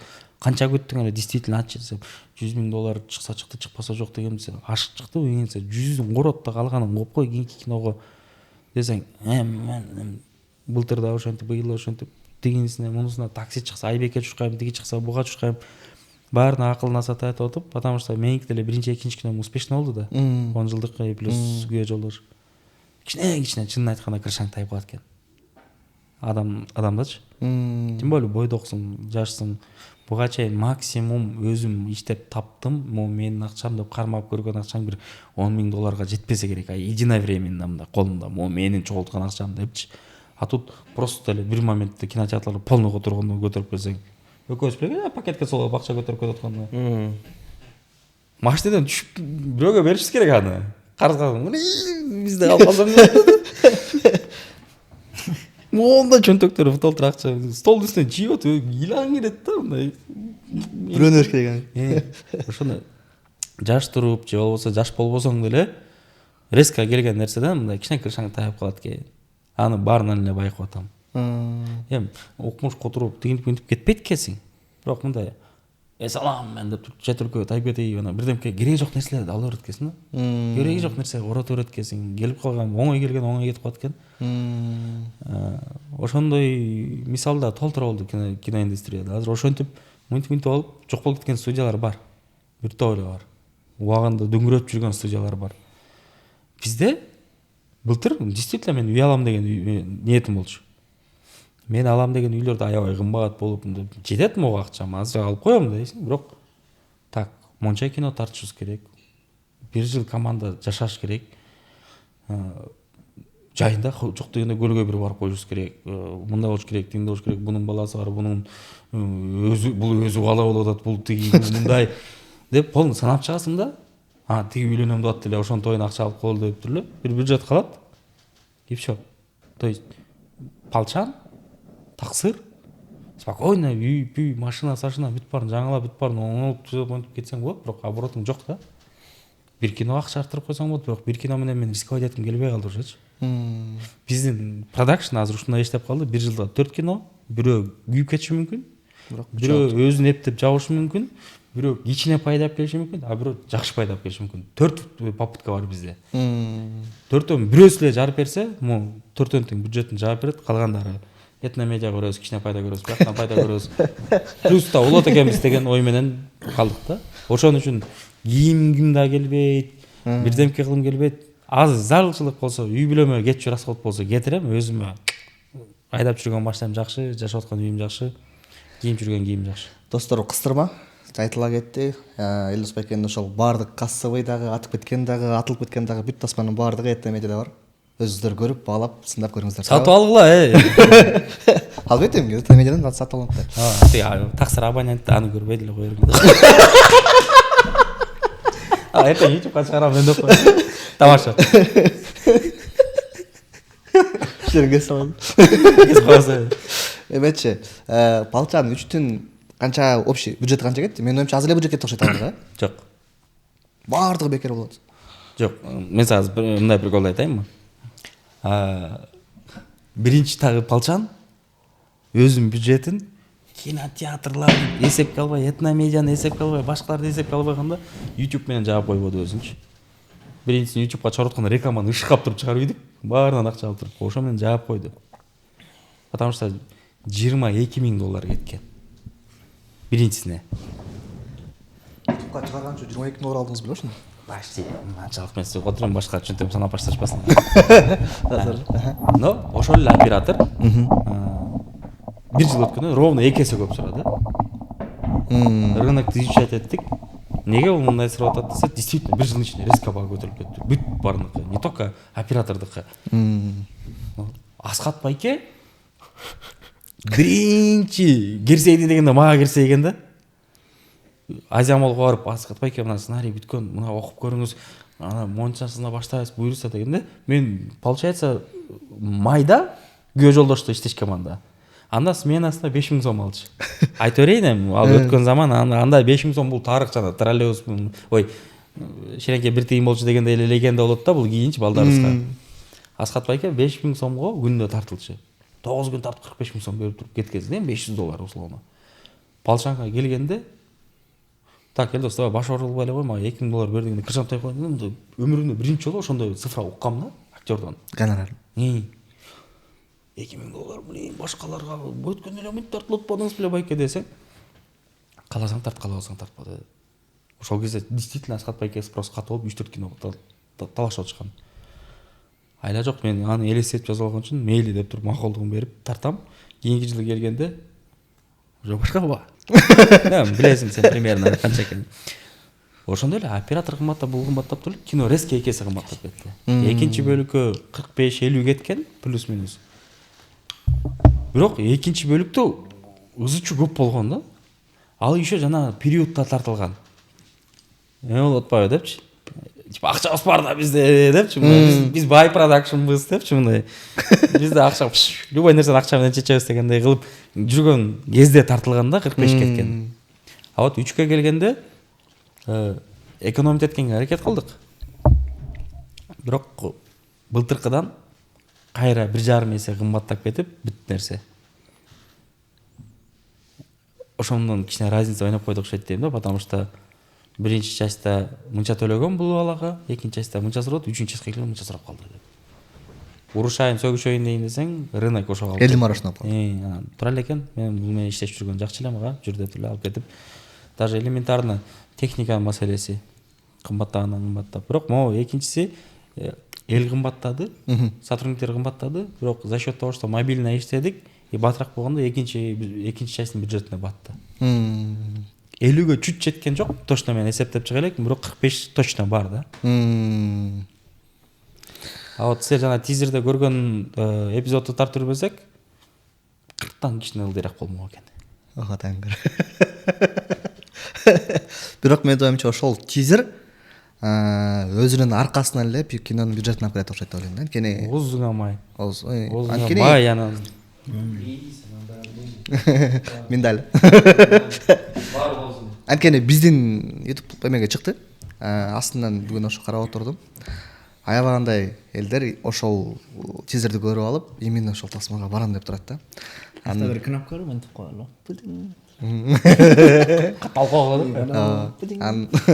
Эң сон. Так, эми силерге да бир сөз берели. Ата зерип кеттиңер окшойт.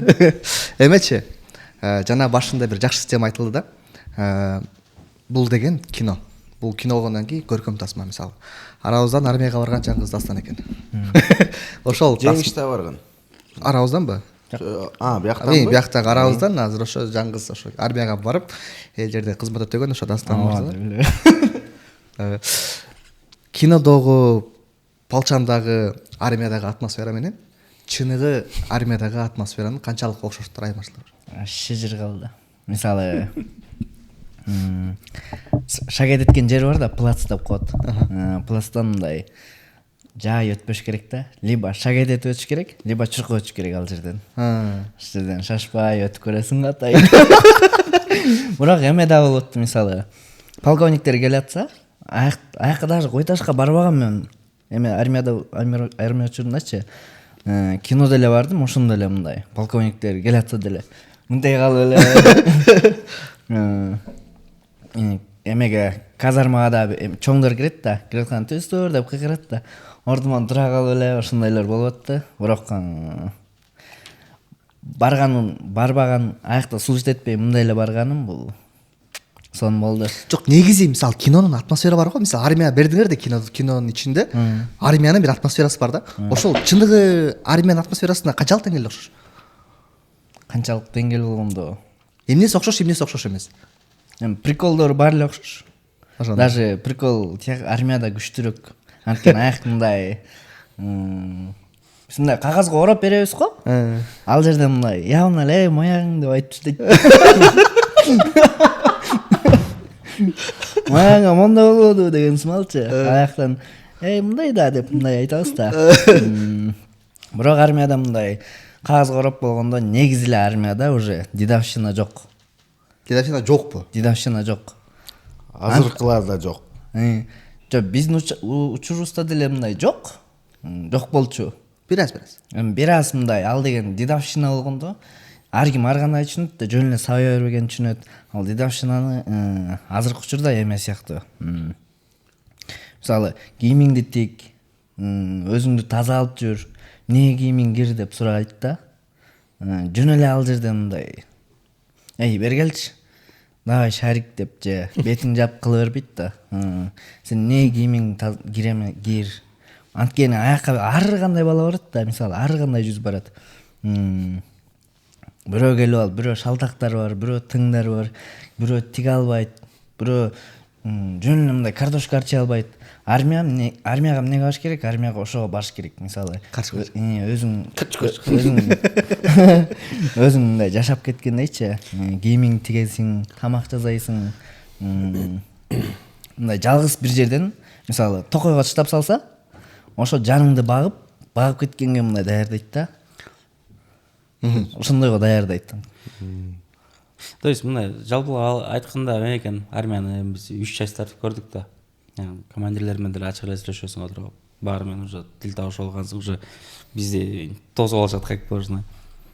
Чын эле барбы, жокпу? Бүт жерге видеокамера коюп салган.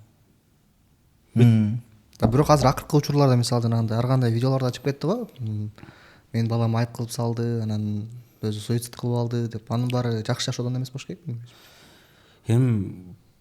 Конечно, кооздоп айтканда кер жерлерде бар, кер жерлерде жок деген. Мисалы, именно биз тарткан ошо Койташта, из-за того, что ошо бир учурларда аябай ситуациялар көп болгон үчүн, случайлар көп болгон үчүн, прям бир эмес бир нече командир алынып, бир нече адам эркинен ажыратылып калган үчүн азыр оттой коркушат да. То есть, мындайча айтканда, азыр Койташка кирсең, толуктар жерде камералар, күндө кечинде телесный осмотр, бир жерден көк ала чыкса эле болду. То есть биз экинчи частьта ошону көрүп туруп коштук да. Мен билбейм да армиянычы. Бул билем, что кечинде тырыштырат экен, плацка чыгарып алып чуркатат экен. Ошондойлор деле билген үчүн биринчи часть ошонун айланасында эле да. Экинчи частьта уже барып карасаң, медсестралар бар экен. телесный осмотр бар экен, уже изучать этип калгансың. Ошондон бир эле көк ала чыкса денеден, анда биринчи ошо ротанын командири, потом уже замдары, архиверлер уже акырындан өзүнүн жазасын алышат экен да. Анан чын-чындап келгенде, мурда солдаттар ата энесине кат жазып, жумалап, жоон күтсө, азыр баары почти телефон колдонушат. Формально жок деп коет, бирок кечинде по-любому бир ротада жок дегенде 4-5 телефон болот.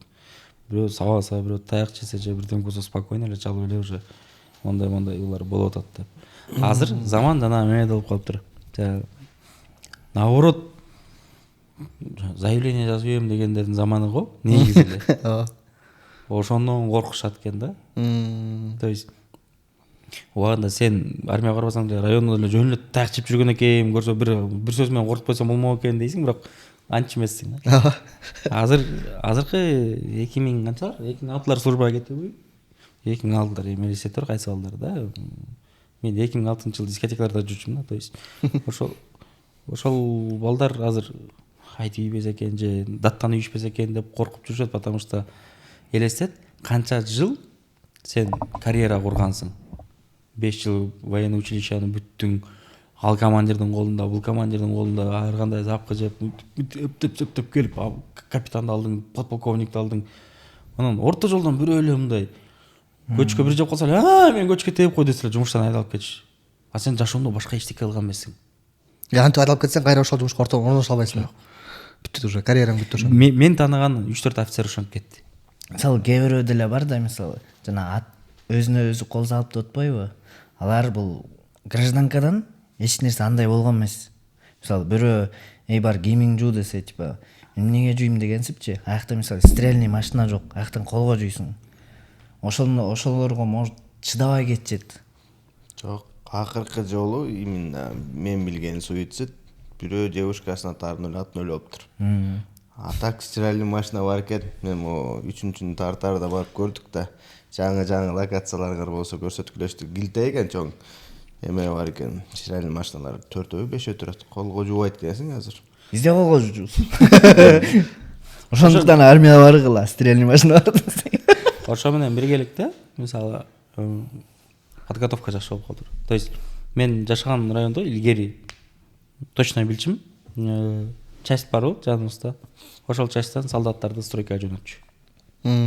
Кадимгидей эле. Киши башына баалап туруп эле, кирпич таштасың, фундамент кыласың. Ал түшкөн акчаны командирлер алчу. 2005-жылы жана Акаев кубаланганда захват болуп, биз ошол жака үй салып баштаганда целый район солдаттарга болуп калган, зар болуп калган. Очередке туруп калган солдаттарга.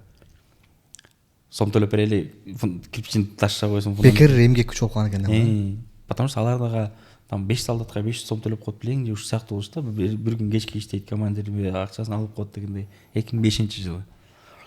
Анан ошондон бери аз келип атам, 20 жыл өттү, 20 жылдын ичинде уровень подготовки солдаттардын. Мен мисалы жананча окту аттырып ийиштер жалко да. Мисалычы, көчүш керек да программа боюнча. Атып атышат, мага как продюсер катары ойлонуп турган, монча ок атылып, канча сом кетип атат депчи, мамлекеттин балансынан кетип атат, бирок обязательно атыш керек, обязательно могу тушкач керек, обязательно мондай подготовка өтүш керек. Танк айдагандар танк айдасын, ок аткандар ок атсын, военный машина айдагандар военный машина. Каждый специальностька бөлүп коюп, сен бирден случай чего сен танк айда, сен стрелоксуң, сен водительсиң деп эле бөлүп коюп үйрөтүп коет экен. И ошону көргөндө кадимкидей мына көңүл жылыйт. Действительно. Бир убак болду эле го, армияга барбай калган бул өтө уят деген.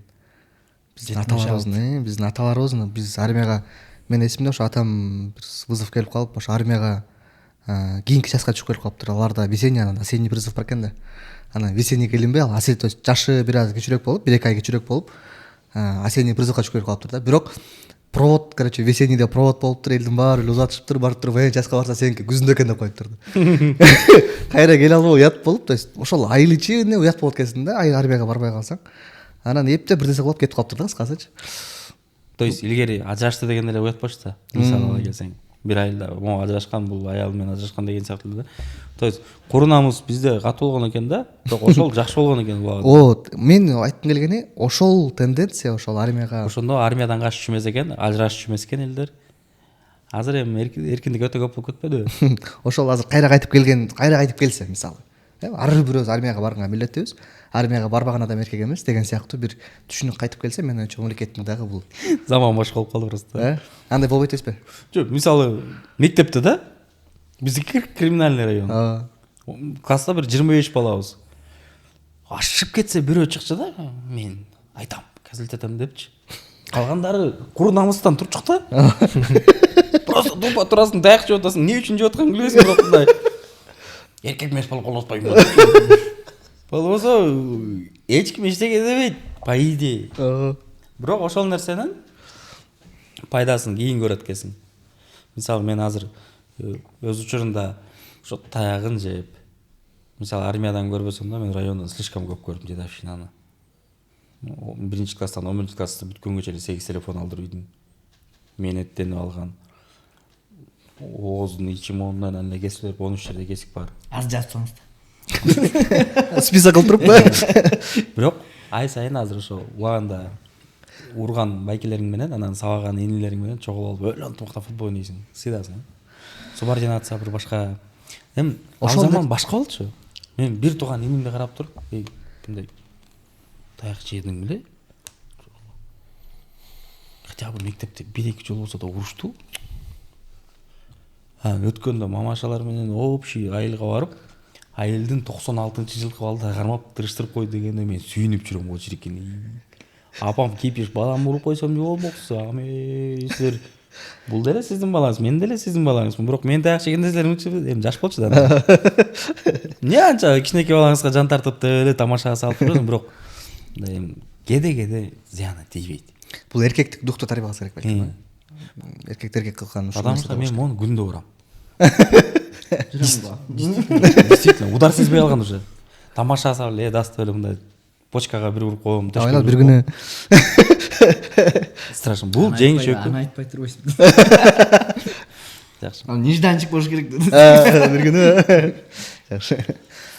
Сон негизи чындыгында башында жакшы айттыңар, мисалы могу Балчандын өзгөчөлүгү өзүнүн бир башкача бир идеясында деп. Биринчисинде депутат армияга түшүп келип калды деген мындай абсурдный идея эч кимдин оюна келмеген эмес да, мисалы. Ким ойлойт эле муну? Депутат туруп армияга барып, сизден башкача. Экинчисинде дагы өзгөчөлүк болду. Үчүнчүсүндө бир кайсыл окуянын аркасынан кеттиңиздер? Нурсан мырза бир аз айта кетсеңиз. Өзгөчөлүгү бунусунда жаңы бир персонаж, бир эмес 2 персонаж кошулду. Бирөө кеткен, жана Нуркул кетти, и президенттин баласы келет армияга. Кандай болот? Президент өзү келеби, келбейби? Уже ойлонуп койдум эмне болуп атканын. Келеби, келбейби, жанагы атыш, согуш иши кылып, өзгөчөлүктөр көп. Экшн аябай эле көп. Эми синопсисте окут го. Синопсис боюнча президенттин баласы службага келет. Фамилиясын өзгөртүп. Ал ушак болуп жетет. Ал ушак болуп жетет, что могу солдаттардын арасында президенттин баласы. Бирөө бирок билбейсиңер кайсы экенин. Издеп жөнөшөт. Табышат. Тапкандан кийин баары башталат. Аягында алып болуп калат. Ал аркылуу жок эми, ал аркылуу бир чоң ишти бүтүрүш керек болот. И бүтүрүшөт. Но плюс минус айтканда кандай болот? Ар кандай сюжетный ходдор бар. Бирок кичине саясатты кошконуң, анан бул идея да бекер келген эмес да. Мен, кстати, кече сен чакырган подкастта бирөө сурап койдум. Мейли дегендей кылды эле, анча саясатта жүргөн байкелерден. Биз экинчисин тартып атканда, тартып бүтүп, кетип, анан жана айтып атпаймынбы, да съемдор болот деп. Монтаждан чогулду, 1-2 жер жетпей калганда, мону тартып коюш керек экен деп туруп. 15 күн, 20 күн өткөндөн кайра площадкага келгенде, жаңы солдаттар келиптир. Анан карадым, баары мондай да. Эмне болот, ары бери дегенде, баары өзүнүн кызматын кылып койчу жүрөт. Анти биз менен постоянно киного тартып жүргөн полковник айтып калды, шефтин баласы бuyakта жүрөт. Президенттин баласы болсо, эмне дейт? Рустам Жапаров. Серьезно? Казармадан 2-нчи этажга чыгып туруп эшикти ачсам, тумбочкада турат. Мындай бир 2 секунд өзүңө келе албай да. ассалаумағалейкум, қандайсыз байке, жақсы болды? Жақсы, өзің тынсың ба деп бүйтіп ешке шығып анан тартушысын тарттық, кеттік. Кейін командирлермен жолығып отырғанда ағантип десем, по собственному желанию. Атасы дағы, өзі дағы мақұл болып. Анан ел менен элдигидей туруп атат. Как положено, подъемда туруп атат, эл менен чуркап атат, эл менен отжимание кылып атат. Шыпырчы жерде шыпырып атат. Стандартный солдат. Эч кандай эксклюзивный отношения жок. Эми баары понятно билет, что нет кичине поблажка болушу мүмкүн деди, бирок бала өзү каалаганы ушундай болду. Эл менен бирдей службаны кылып кетиш керек деп. Бир келдик, эки келдик частька. Утуп карасаң толпанын арасынан чуркап баратат. Билтегин берсе менен как положено. Анан бир ойлонуп койгонбуз. Ох, могу жөндөй тартсак өлө кызыктуу болчу экен, депчи. Анан саясатта по-любому, саясатта кимди кандай көрсөтөсүң, кандай болот, эмне болот деп. Анан жазбай эле болчу деп соревнование жөнүндө идея чыгардык. Жаздык, укмуш болду, масштаб бешеный, прям акча өкүтө кирген да, там истребительдер жүрөт, ары бери. Анан кыялымдагы случай болду. Солдаты сериалындагы Шматкону сүйлөштүк. 3 күнгө мынча сумго келип берем деди. Мындай гонорарга келип берем деди. Калтырап калдым кәдимгидей. Шматко. Мен көргөн Шматко, солдаты дагы Шматко, палчанга тартылат. Деп эле уже сценарий полный жазылып, ага прям шуткаларды ыргытып 3 күнүн ичинде прям ошонукун тартып калыш керек. Бир күн чоюлуп кетсе эле бюджет секирген да тиги жака деп. Ары бери болуп туруп бир нерсени учетуп калып коюпчу. Рекетерде Руслан ойногон Мурат Бисемин. Биз апрелдеби майдын башында сүйлөшүппүз. Байке ушундай Палчан деген кино болор деп трейлерлерин жөнөтүп, афишаларын жөнөтүп, ушул кинонун 3-чү частын тартып атабыз. Анан Казакстан, Кыргызстан соревнования кылалы деп атабыз. Потому что бизде ойлор болуп аткан ошо Казакстан рыногуна да балким кирип көрөбүз деп анан. Чото көп содулашкан жок, көп узулашкан жок. Да, интересно, давай, хорошо, окей. Гонорарыңыз канча болот? Монда болот. Байке, может, ага, монча сүйлөшсөк болобу? Хорошо, давай мындай скидка алайын, монча күнгө монча болсун. Все, утвердили вас, тогда мы на вас пишем деп туруп сценарий жазып баштап, анан ортодон Палчанды отурбайлы Чаке чото батыраак болгон деп туруп Чакеге алаксып кетип туруп Чакени бүтүрүп кайра келип Палчанды жазып бүтүп туруп Мурат ага жалсак, извини, не смогу деп койду да. Анан причинасын билбей атканда ровно бир жума өткөндө новостиге чыгып атпайбы, рак болуп барып атыптыр депчи. А биз жазгандар рекетерге байлап чыгабыз көп нерсеничи. Образ, харизмасын полностью анан. Ал жок болсо кино чыкпай калат. Жок, болгонунда просто мен жана кой бергим келбей атат да, тетиги образдычы башымда, блин. Таяктан бияктан анан башка казак актер сүйлөшсөк канттагылар чыкты. Казактар менен биздин пикир келишпейсигибиз бар. Азыр биз биякта бизди колдобой жатышат, поэтому казак актерлор болсо биз истребительдерди бербейбиз деп. Истребитель деп коет экен, анан штурмовик деп. Эми биздин тил менен айтканда истребитель алар штурмовик экен дейм. Биз Нурсокос кантка барып, аны көрүп келе алганбыз өзүнчө. Так. Мону бересиз экен, Учабыз ушу менен деп. Анан казак актер болсо бере албайбыз деп коюшту. Орустардын политикасы ушундай болду, анан мейли деп. Тагын окшошпой атат, баягы окшошпой атат. Акчаны эсептесең, акча чото не болуп баратат анан. Давай кое берели деп. 3 күн 4 күн депрессияга болдук. Жана даяр сценарийди кое бере албайчы. Анан баягы деп күндө офиске келебиз, онча атабыз, жигиттер может президенттин баласын жаза берелиби дейбиз да, кайра өзүбүзгө жакпай кетет, отурабыз. Анан давай жазалы деп отурганда 10 күн эчтеке чыккан жок. Тетиги сценарийдин грузу менен келе алганыбыз билинип атат да. Анан чыкпайт анан бир күн офиске кирип келатып эле балдар кетип отургула баштайбыз, негизи байнага кеттик. Биз могу жерде жатып берип уже пуфиктер менен бирип кетипиз уже. Өзүбүздүн постоянно барып жүргөн сауна бар. Бассейн, парилка, караоке. Сценарий жазган үчөөбүз кирдик. Давайте ноутбукту койдук, режим коебуз. 15 минут парилка, бассейн, чыгабыз, 40 минут отурабыз. Алаксыбайбыз телефондорго, кетип парилка киребиз, какатып, жака түштүрүп, жыгап кетип, өлө бат жазылып баштады. Ошол күнү 30 минутка жакын жаздык. эртеси келип эстеп бир сыйра кайра күлдүк. Офисте бир күн отурдук, что-то эчтеке жаңы чыкпады, эртеси күнү эчтеке чыкпады. 2 күн офисте эчтеке чыкпады, кайра кеттик банагында туруп кайра экинчи жолу барганда кино бүтүрүп келдик. Өзүң манайын көтөрмөйүнчө күлүп албайсың да адам. Единственное ошол болгону президенттин баласы. Президент билеби аны? Президенттин баласы жөнүндө кино тартылат. Биздин кино башка президент жөнүндө негизи. Башка президент. Жок, ошону билбейт. Билбейт. Эч ким курста эмес. Эртең күнү Жок. болбойт маселе. Эми надеемся, что болбойт деп, потому что мен сага айтып атканым, кече чыгып атып, уже бир тааныш байкебиз бар. Кичине өйдө жактагыларга жакыныраак жүргөн байке эртең бизден трейлер чыгат. Трейлердин экинчи эле сөзү Чачка президенттин баласы келет дейт. Ким кандай информацияны жеткирсе, шеф ошондой кабыл алып калышы мүмкүн. Кинонун мааниси эмне болду? Основной идея мындай. Биягы мындай, жагы тигиндей. Аягында шикарный. Образдар өлө сон жазылды.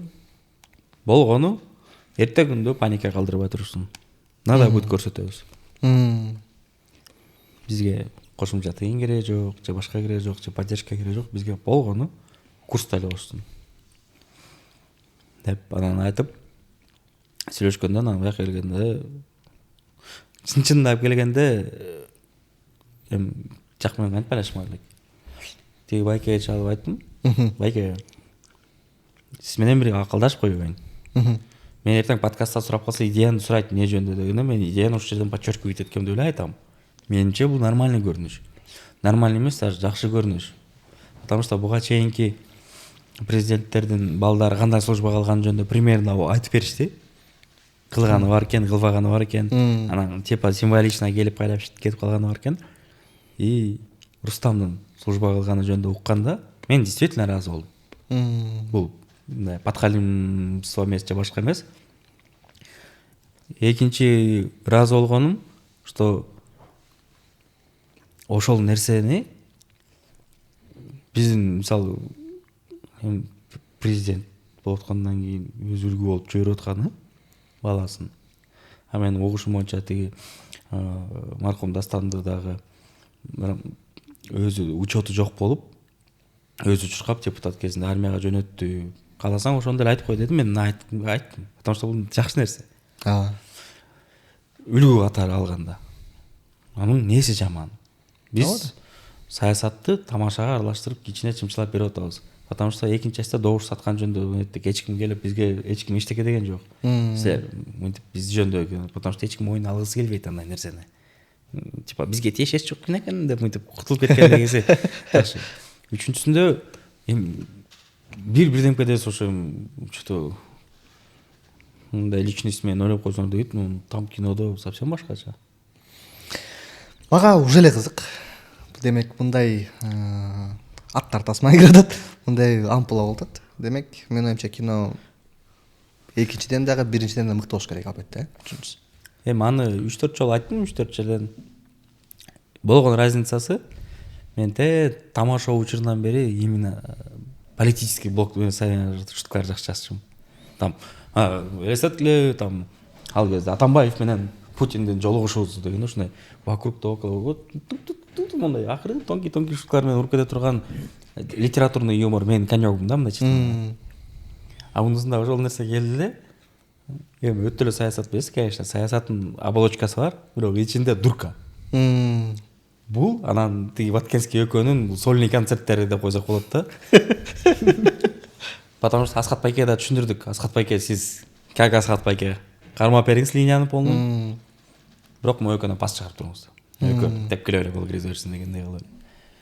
Адекватный мали, более или менее адекватный жеңиш. А эки көпме бул анан тиги болуп берет. Экөөнүн сүйлөгөн сөзү каждый күлкүнчү болуш керек. Эки тараптан урганда бул сүйлөйт, үстүнөн бул сүйлөп калат, бул сүйлөгөн үстүнөн бул сүйлөйт, ушундай жазылып кеткенде мен лично өзүм күлдүм. Киного бир топ күлдүм. Площадка учурунда да кайра күлүп коюп аттым. Монтаж учурунда да күлүп аттым. А мындай редкость да мен үчүн, потому что жана айткандай эле мындай отуруп. Бул проблема эмнеден келип чыккан? Мен тамаша учурунда өлө көп команда даярдагам. келет, бирөө узун, бирөө кыска, бирөө семиз, бирөө арык. Акчасын берип коюшат. Элдос байке, биз 14-түндө оюнга чыгышыбыз керек. Так, сен давай, сен могу текст айтасың. Артынан сен мынтип коесуң, сен тигим шылдап коесуң. Анан мындай болуп калсын. Хорошо, ушинтип сахнада чачырайсыңар. Көчөдө болгон окуя дечи, сен затравщиккесиң, сен ойноп кой деп эле. Жарашыктуу нерселерди ура берипчиң. Бирок өзүң кайфовать этчү эмессиң. Биз өзүбүзчө балдар менен 2-3төн чогулуп жанагындай университеттердин сактасына чогулуп өзүбүзгө жаккан юморду талкайт эткен жакшы болчук да. Эксперимент катары, потому что дворецте сен коркосуң, репутацияң өлөт деп. Жакка барып жинде болуп ойной берчү. Ошол дурканы эми келди. Түшүнүп атасың да примерно. И Балчан 1 стоячий аплодисмент болгон. Балчан 2 стоячий аплодисмент болгон. Азыр биз жана спорлошконбузда 3тө болобу деп атабыз да, потому что история красиво бүтүп атат. Патриотично бүтүп атат. Эми там патриотизмдин башка формасы бар. То есть Кыргызстан мен сени сүйөм деген бул бир патриотизм. Кыргызстандын тоолору кандай кос деген бул башкачараак патриотизм. Ар кандай түрү бар да. Ошо биз совсем башкача бир түрдү таап алдык. Вообще башкача. Аны көргүздөр келсе, достор, 26 декабрдан баштап барлык кинотеатрлардан көрсөңүздөр болот, Жаңы жылга жакын буюрса, жакшы маанай менен, жакын досторуңуздар менен, бийлигиңиздер менен оштой Балчан 3 деген сонун бир тасмага келиңиздер. Менин оюмча, бул мурункулардан кем болбойт. Биринчи, экинчиси YouTube'да дагы бар, даже. Бирок реклама жок көрөм десеңиздер, Этно медианы сөзсүз түрдө көрүңүздөр. Дастан мырза, сиз дагы кичине бир эки сөйлөп коюңуз. Сиз менин билишимче бойдоксуз. Анан качан үйлөнөйүн деп атасыз? Пландар барбы? Пока девушкасы жок азыр. Издеп атат. Хотя бы девушкам жок деп өзүң айтып койчу, пожалуйста. Буюрса. Алда буюрса. Табат болушуң керек деп кой. Менин оюмча достор, кызыктуу подкаст болду. Сразу айтып коеюн. Бул тартынчаак айтып коеюн элдер, бул тартынчаак. Бул мындай ойноо деп роль берип текст берсең өлө ойнойт, бирок камераны такасаң кичине какап калмай жайы бар эми. Бирок жашоодо жарат, чындыгында. Жашоодо өлө жарат. Ушундай адамдар бар экен. Мисалы, менин досум да командада бир күнү Кудайберди ушундай да. Мен көргөнүм, токмок реаль, Кочкор реально нарынга кирбейт деген эпизод. Любой кинонун любой эпизодуна кирип туруп жарып кетет. Жашоодо өлө жарат, камера такасаң мындай да. Камерадан бери чочуп койгон. Тиги кечке сүйлөп бүтүрүп койду го деп өзүн. Мында карап отурабыз, жагатан бери монтаждан билинбей атат силерге бүтүп койсо сүйлөдү. Тартынып коюп атат кичине. Айт, девушкаң барбы? Эркекче азыр моюкта 50 миң, 60 миңби, 70 миң, 100 миң, может 500 миң адам көрөсө, ушул подкаст условно. Ичинен Нурс экөөбүздүн бети үстеп ашып кетсе 20 миң адам кирсе керек да. Калган сенин бетиң деп кирип отурушон үчүн. Балжандын сабышкан жери бар го. Ошол жер өлө кызыктуу. Тема муротпой. Действительно да. Бул нерсе моюнга алыш керек. Ооба. Если Аскат Байкенин экөө бети болгондо просмотр көбүрөөк болмок. Байкебиз бүгүн съемкада болуп келе албай калды. Мунун бети элге кызык, свежий что-то такое. Биздин бети эскирип бүткөн уже. Биздин бети 2014-те калып кеткен. КТРКнын эфирлеринде тамашоодо. Ошон үчүн сага деп келишти элдин баары дас. Сүйлө. Девушкам жок деп. Ладно, кыйнабай эле. Ушу менен достор, жыйынтыгында бизде бир өзүбүздүн кичинекей бир рубрикабыз бар. Трейлер деген, бирок биздин учурда тизер чыкты. Жакында тизер чыкты, ошо рубрикабыздын аты тизер. Мындай тизериңерди көрдүк. Мыкты тартылыптыр, өзгөчө. Аскат Байкенин ушундой образы бар экен. Анан ошол жактан өтө мындай деталдуу карап чыктык. Анан кээ бир нерселерди көрдүк да, анан ошол кичинекей ошо 1,5 мүнөттүк тизерден силерге ар бирөөңөргө бирден сурагандап койдук. Ошол бирден суроого жооп берсеңер кетесиңер. Красавчыңар. Жооп бербесеңер шакта түнөйбүз дегенде. Жооп бербей эле калып калбайлыбы? Даярсыңарбы? Кеттик анда. Так, биринчи суроо. Четтен баштай берели. Жеңилден баштайлы, ордон баштайлы? Баштай берели, окей. Эң оңой баштайлы. Жанагыл жерде көптөгөн террористтер турат. Аскат Байке бардыгын бирден атып өтүптүр. Ошол жерде канча террорист бар? общий кадрда. Так. Мен общий количество келген адамдарды билем, бирок танканын артында канча калып кетти, буяга кандай болуп кетти? Общий кадрда канча террорист турат? Так. Ну, предположим, 9 деп коелучу. Так. Примерно эле Окей. наугад урдум. Сиздин оюңузчу? 8. Сиздики?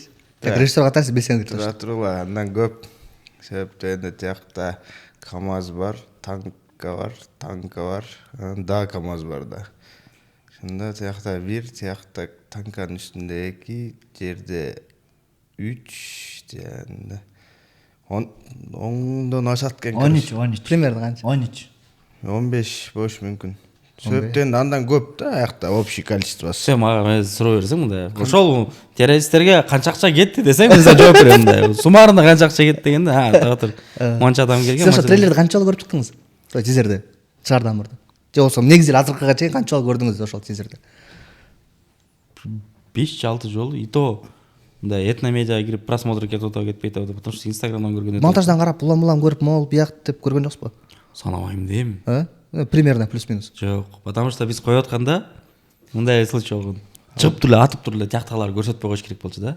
Анан акыркы моментте монтажер менен кеңешип атканда тиякта элге бир кулагандарын дерский бир объем берилсинчи деп туруп, тиги жакта доля секундага эле кошкон үчүн мен вникать этип отурган жокмун ал жердечи. Канча адам кулап түштүбү деп, потому что андай дубльдан бизде, по-моему, ну 20-30 минимум бар да. Бирөөндө бар, бирөөндө жок. Бир танкада 3 кулайт, бирөөндө КамАЗда 2 ыргып чөт, жакта бирөө жарылып өлүп калат.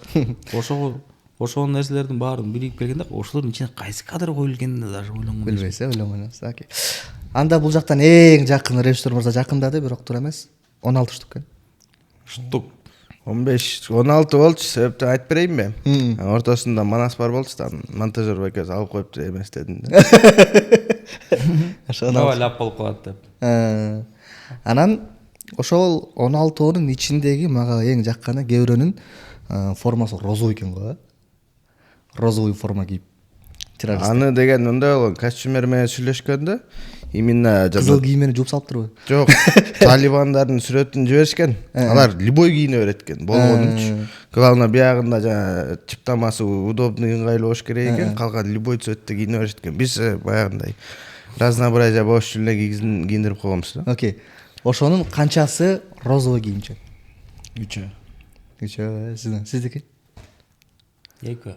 Сиздики? 2. Точно бирөө бар экенин билем. Туура жооп 6 экен. Ошонун 6 болсу.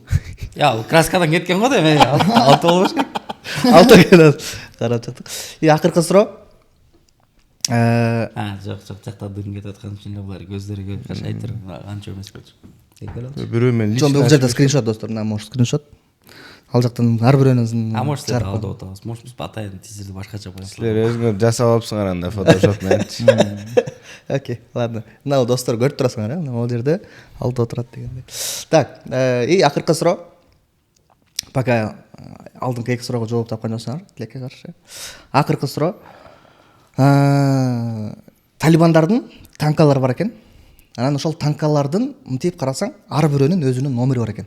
Ох, больной жаман чукулдуң. Анын суроо эле койбойсуң. Ошол талибандардын эки танкасынын номери катар менен бажырайып, килтейип турат да. Бирөөнүкү 135. Точно билем аны. Бирөөнүкү? Тигиники короче, бирлер бар болчу да. 105. Аны деген неме кылганбыз? Тиги жагынан жаап салганбыз да. Бирок бир жагынан бар экен. Бир жагынан бар. 135 жана Манас Алыкуловдор турган жер 135 ал. Тиягын азыр унутуп атам. Канча эле? Так, вариант берейинби? Биринчи вариант 135 101. Экинчи вариант 135 201. Үчүнчү вариант 135 111. И үчүнчү вариант 135 201.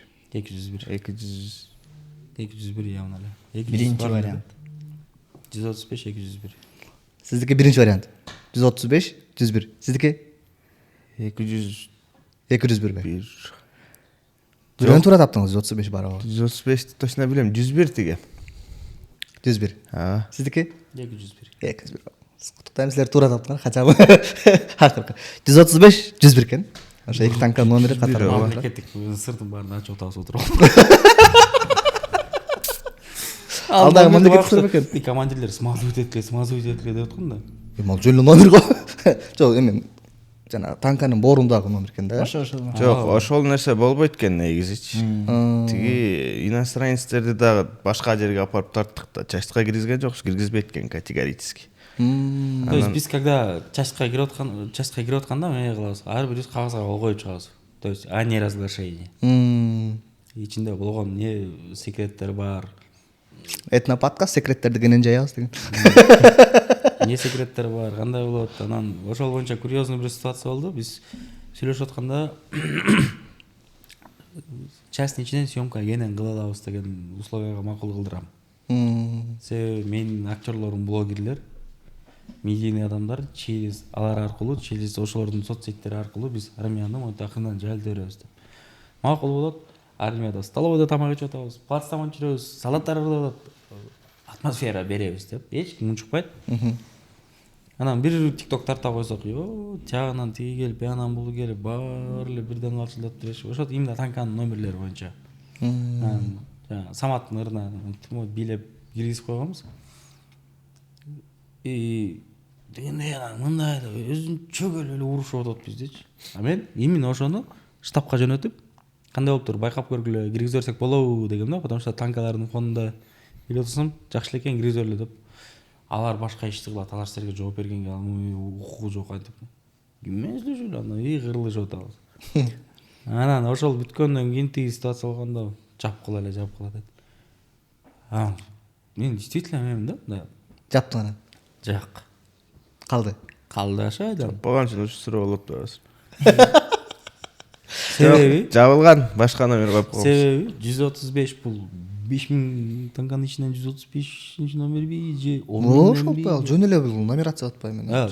Ошону түшүнүп да, анан өлө катуу урушка кирип кеттик бир кезде. Уже менин давлением кадимкидей көтөрүлдү. Тиги илтеген полковник: "Не болду? Эмнесин алып атасың? Мен эмне тура эмес кылдым? Не жөн эле кел. Мага келип жигиттер монтпегиле, пожалуйста." Дегендин ордуна жана армейский бар да, голос кылып деген. Биринчи мындай коркуп баратып тургандан дуктанып кетесиң го. Ошондо экөөбүз тирешип атабыз. Бул площадкадагылар баары кагаз жарып атышат мындай. Мен да принципке турдум, ал да принципке. Давай до конца. Аягы барып настолько биз наглый болуп кеттик, что экинчи часть тартып атканда аэропортко барганда ал вообще секретный жерде. Аэропорт деп атам, лётное училище бар. Ал жерге вообще не то что камера менен эмес, мындай кире албайсың да. Канча вертолетубуз бар, кандай самолетторубуз бар, эмне кылып турат, кайсы ангарда кандай турат, билбеш керек эч ким. Деп магазинге бир чыгып келчү, бүт балдардын телефонун алып койтур. Правила ошондой, чыгарбаш керек. А потом логистика ойлоп көрсөм, биз тартып армияны популяризировать эте эле атпайбызбы? Байке коюп кой телефонду. Болбойт силерге, тартпайсың. Анан кантип мондай вертолетубуз бар экен деп мактаналы. Мен действительно ойлоп жүргөм, армия балчаны тартканга жана что бизде жана кудулдардын шуткасы бар эле. Бизде эки эле танк бар, бирөөсү итеп баткен кетип бузулуп калган деген шутка менен бизде 2 же 3 эле танк бар го деп жүргөм да. Эмнегедир? Бир эле могу частьта канча бар экенин көрүп, кандай боеприпастар, кандай менен кыршаңтайт да. То есть кыргыз армиясы канчалык күчтүү экенин билесиң, түшүнөсүң. Бишкектин аркы жагында эле часть бар туруп, ал жактан көргөндө, ой-ё, бияна бар, ой-ё, балыкчыга барганда вообще крыша астайып калды. То есть ошонун баарын эл билбейт да. Ошону билиши керекпи? Билиши эмне керек? Потому что биздин эл билбейт, бирок жактын разведкалары же башкалар иштесе билди да. Балыктын үстүнөн бир дрон учурийсе эле билип атат да, мисалы. Эми балким аны улат коюшаттыр же башка кылаттыр, но итог. Билгиси келген адам билип алат дейсиз да? Билгиси келген адам билип алат. Биздикилер кызыкпайт, биздикилерге кызыктырып беришиң керек да. Биздин армия мощный, курал жарактары дерзкий, солдаттар дерзкий тамак ичип атат, формалары жакшы болуп атат, баягы силер ойлогон нерсе эмес, мындай деп биз чагылдырып берип атабыз. Ошону айтып бир сыра ызылдашып, телефондордун баарын алып берип койтур, вертолетторду жерге каптап жүрөбүз.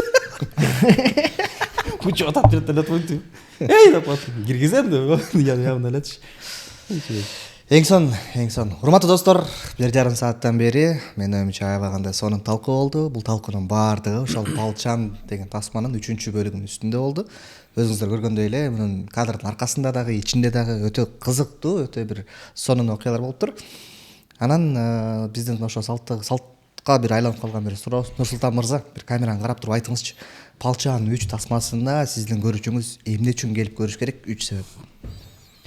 Так, а дегенде биринчи, экинчисин көргөн адам үчүнчүсүн сөзсүз келип көрүш керек болуп калат. Эмне болуп кетет экен деп. Анан жана айткандай эле бул жерде интригабыз аябай көп. Жанагы президенттин баласы келет, ал президенттин баласы, башка президенттин баласы, дагы башка кызыктуу окуялар, комедиябыз да буюрса жакшы. Мен да бир жолу айтып коеюн, сценарийде, короче, биринчи, экинчисинде мен көп деле күлгөн эмесмин окуп атып. Моундай өзүм Элдоско чалып айттым, бул аябай күчтүү болот окшойт, по-моему деп. Комедиясы да, юмору да күчтүү. Буюрса келиңиздер, баарыңыздарды күтөбүз. Кыргыз армиясын, биздин жалпы мекен сакчыларды жашоосун чагылдырган кинону чыгарып атабыз. Баарыңыздарды күтөбүз. Дастан мырза, сиздин оюңузчачы? Мен аякта мисалы тартылып атып деле, мындай сонун өзүм ойноп атып деле күлдүм, башкаларды ойноп атканын деле көрүп күлдүм. Монтаж кылып атканда эле көрөсүң да, ошол жактан кайра көрүп алып, башкачалар дагы бар, аларды көрүп алып күлдүм. Ошондуктан силер дагы күлгүңөр келип, көңүл ачкыңар келип, эс алгыңар келсе, анда Палчанычкө келип, күлүп, жыргап, маанайды көтөрүп, үйгө кайра сонун болуп кетип калгыла. Элдос мырза. Бул биздики башка кинолордон айырмасы аты эле калып, анан сюжети ары частик ары башка болгон жок. Бир каармандын айланасында болгон окуя. Бирде кантип армияга келсе, экиде кантип армияда көнүшүп кеткен болсо, үчтө армиядан кантип кетет. Бул бир окуянын бүтүшү. Ошон үчүн сөзсүз түрдө бир окуянын бүтүшүн бирде экисин көргөндөр келишиңер керек. Бул экинчи история кайсыл жерден бүтсө, экинчи часть, үчүнчү часть ошол жерден улап кетет. То есть бизде көп кинолордун 3-чү бөлүгү, 4-чү бөлүктөр жоготот, просто каармандар калат, историялар бири-бири менен байланышпай алмашат го. Бул четко байлап кеттик. Ушу менен бул окуяны дегиле Асхат Сулаймановдун, ошо каарманыбыздын Асан Сапаровдун окуясы бүтүп, армиядан дарбазасынан ары чыгып кеткенге чейинки сапарын бир көрөсүңөр. Экинчи булар күлүп туруп атканы, мен өзүм сценарий жазганга байланыштуу өтө катуу мактагым келбей эле, анткени жаман өзүн мактайт болбосун деп элечи, бирок действительно если 1,5 сааттык кино болсо, ошонун ичинде бир ашып кетсе 5 минут эле зал тынат деген ойдо. Мен өзүм көрүп чыккан анализ боюнча, то есть эле туруп могул жерден драмасы бар экен, ошо бир драмада эле күлбөйт. Калган жагы башталды дегенде эле андай кипиштер менен башталып, аягына чейин жакшы бүтүп кеткенге, маанай ачканга сонун каражат Палчаныч. Ошон үчүн баарыңарды сөзсүз күтөбүз. 26 декабрдан баштап жаңы жылдык эс алуу күндөрүңүздөрдө жок дегенде үй бүлөңүздөрдү, досторуңуздарды келип сөзсүз кинотеатрдан көрүш керек. Жана мен подкаст үчүн айтып өткөнүм, сонун кинолорду үйдө отуруп телевизордон көргөн бул башка ощущение. Көчөдө телефондон көргөн совсем башкача. А вот 150, 200, 500 адамдык залда эл чогулуп, удобный креслодо отуруп, боор эзилгиче күлүп көргөн кинотеатрдын атмосферасы совсем башка. Ошон үчүн мен кинотеатрды жөн эле келип кино көрүү эмес, а бул эс алуунун бир түрү экенин элибиз батыраак түшүнүп, элибиз ошол нерсеге көнүп, ошол нерсени өрчүтүп кетишин каалайт элем. Себеп дегенде и так бизде Бишкекте эс ала турган жайларыбыз аз. Кафе, ресторандарга барып эле отуруп калбасаң, жаздын күнү тоого аларча жака эле чыгып кетпесең, эс алуу деген сөздүн синониму жок да. А вот кинотеатр бул эс алуунун эң бир сонун, бул сени курчап аткан дүйнөдөн бир 1,5 саат, 2 саатка мындай чектеп туруп, башка жакка кирип кеткенге сонун мүмкүнчүлүк. Ошон үчүн сөзсүз кинотеатрга барып көрүңүздөр. Ошол достор, менин оюмча айтылды сөздөрдүн баардыгы айтылды. Сиздерден болгону келиңиздер, колдоп бериңиздер. Мына ушундай Кыргыздын эли, мекени, жери жөнүндө тартылган, Кыргыздын армиясы тууралуу тартылган жана ошондой эле силердин маанайыңыздарды көтөрүш үчүн багытталган мына сонун тасманы сөзсүз түрдө келип көрүп кеттиңиздер. Сиздер менен Этно подкаст болду. Кийинки мыкты кинолордун үстүнөн сөз кылганча биз менен бирге болуңуздар.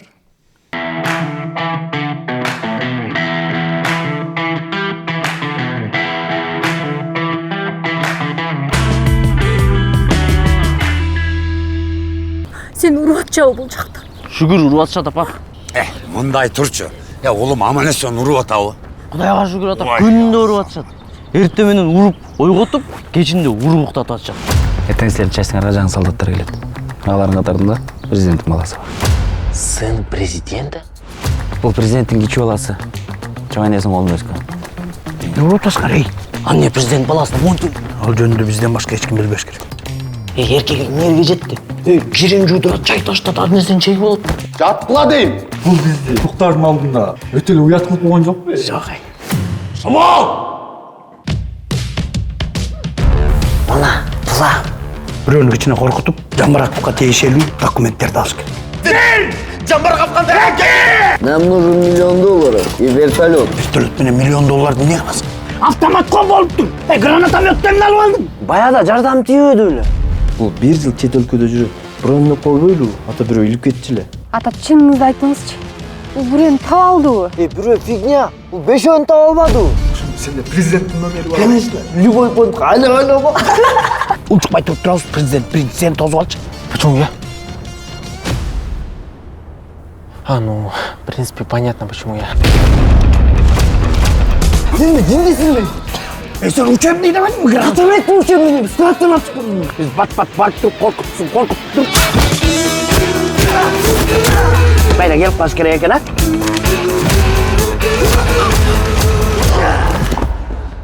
Ох,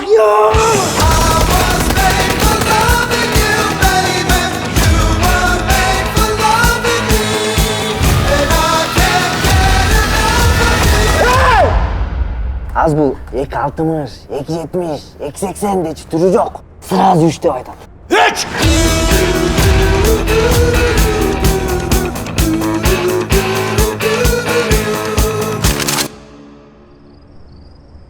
Эй, пафос жетишпей калат экен, жанагыныңды айтып салчы. Балакай, ат салайынбы? Ат салайын деп жылкы чыттанбай.